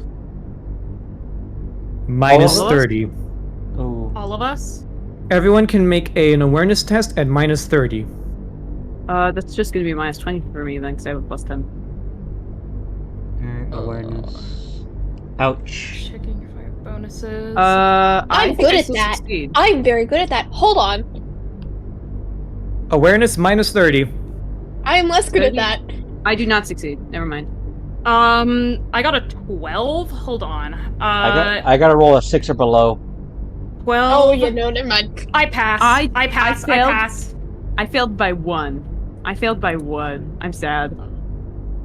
I failed miserably. Grant's winning. Grant, Grant and Ark are winning, dude! Can Beck, I use my Cooper, plus could 10 you- for cadmium? Yeah, sure. Coop, can you roll me an awareness minus 30? I think you will. Yeah, I needed Got it. 1 more to pass that. Cadium has a good awareness, normally. Wait. Oh, also, I need to fix the fact that I'm damaged wow. because I would have healed. Dude, that's really Holy good. shit. Hey, Diego, I have a question. Yes. Could I, in theory, use Void Watcher? I have a thing settled. Don't worry about it. So that's... But I want to do a thing. Is that all right with you? okay, yes. Everyone who passes their test instantly catches on to the fact that they're being watched. Ham, Yes. you notice plant life. Oh no! Specifically, the one of the few forms of plant life that could survive in this hostile desert. You find these very thick and flesh-colored vines popping up from the ground and covering some of these wrecks. And you can tell from the coloration that they appear to be secreting some type of oil. As for the rest of you, you notice you're being watched. Shifting shadows amongst the wrecks point to the fact that you're being observed by the locals. Some of you make out that they're wearing a mishmash of metal plates and hide fabrics. Some of them have arrows and spears drawn. Your presence is not welcomed until you hear a voice speaking up above all others. You do not understand what the voice is saying. It sounds unintelligible. And as you look up to the ridge, you see a woman, clad in fabrics, holding a staff made of discarded metal and wraithbone. She looks to you all, speaks and gestures towards the sky in some religious manner. And she looks towards you all, and you see her perform the sign of the Aquila. And at long last you hear her speak out in very broken Low Gothic. "The Sky Father blesses us! His emissaries have come! Sky Stalkers, the time is nigh! The prophecy at last comes true! We shall take the tribes by storm and fire, and unite Dross! For the Sky nice. Father!" And you see a horde of tribals emerge from the wrecks. All of them chanting, "For the Sky Father! For the Sky Father!" They all perform the sign of the Aquila and bow towards you all. I mimic their behavior, and then I do I don't do a full bow, but I do like a light bow. All of them prostrate themselves before you, and the woman who spoke comes forth and says to you, "Sky Angels, welcome to Dross." And that's where we're ending the session for tonight. Yay! Yay! It's 1:30 in the morning. I think my favorite thing in this session was Grant just basically going, "Hey, Ark, you know, one day you're gonna need to take over for me," and Ark's just like, "Fuck," and then Grant's like, "Alright, Ark, take over for me, I want to go join a raiding party," and Ark's just like, well, now I'm 3 drinks in, so that sounds fine." Yeah. Ark also got to have fun with Cadium's horrendous soundboard. Yeah. Ark is only a little drunk, it's fine, it's not actually going to affect him any. He's been way more drunk than this on missions. We swear, he's fine. Anyways, would everyone like to say goodbye to the recording? Bye recording. Bye recording. Recording. I kind of forgot we were recording. My roommate Bailey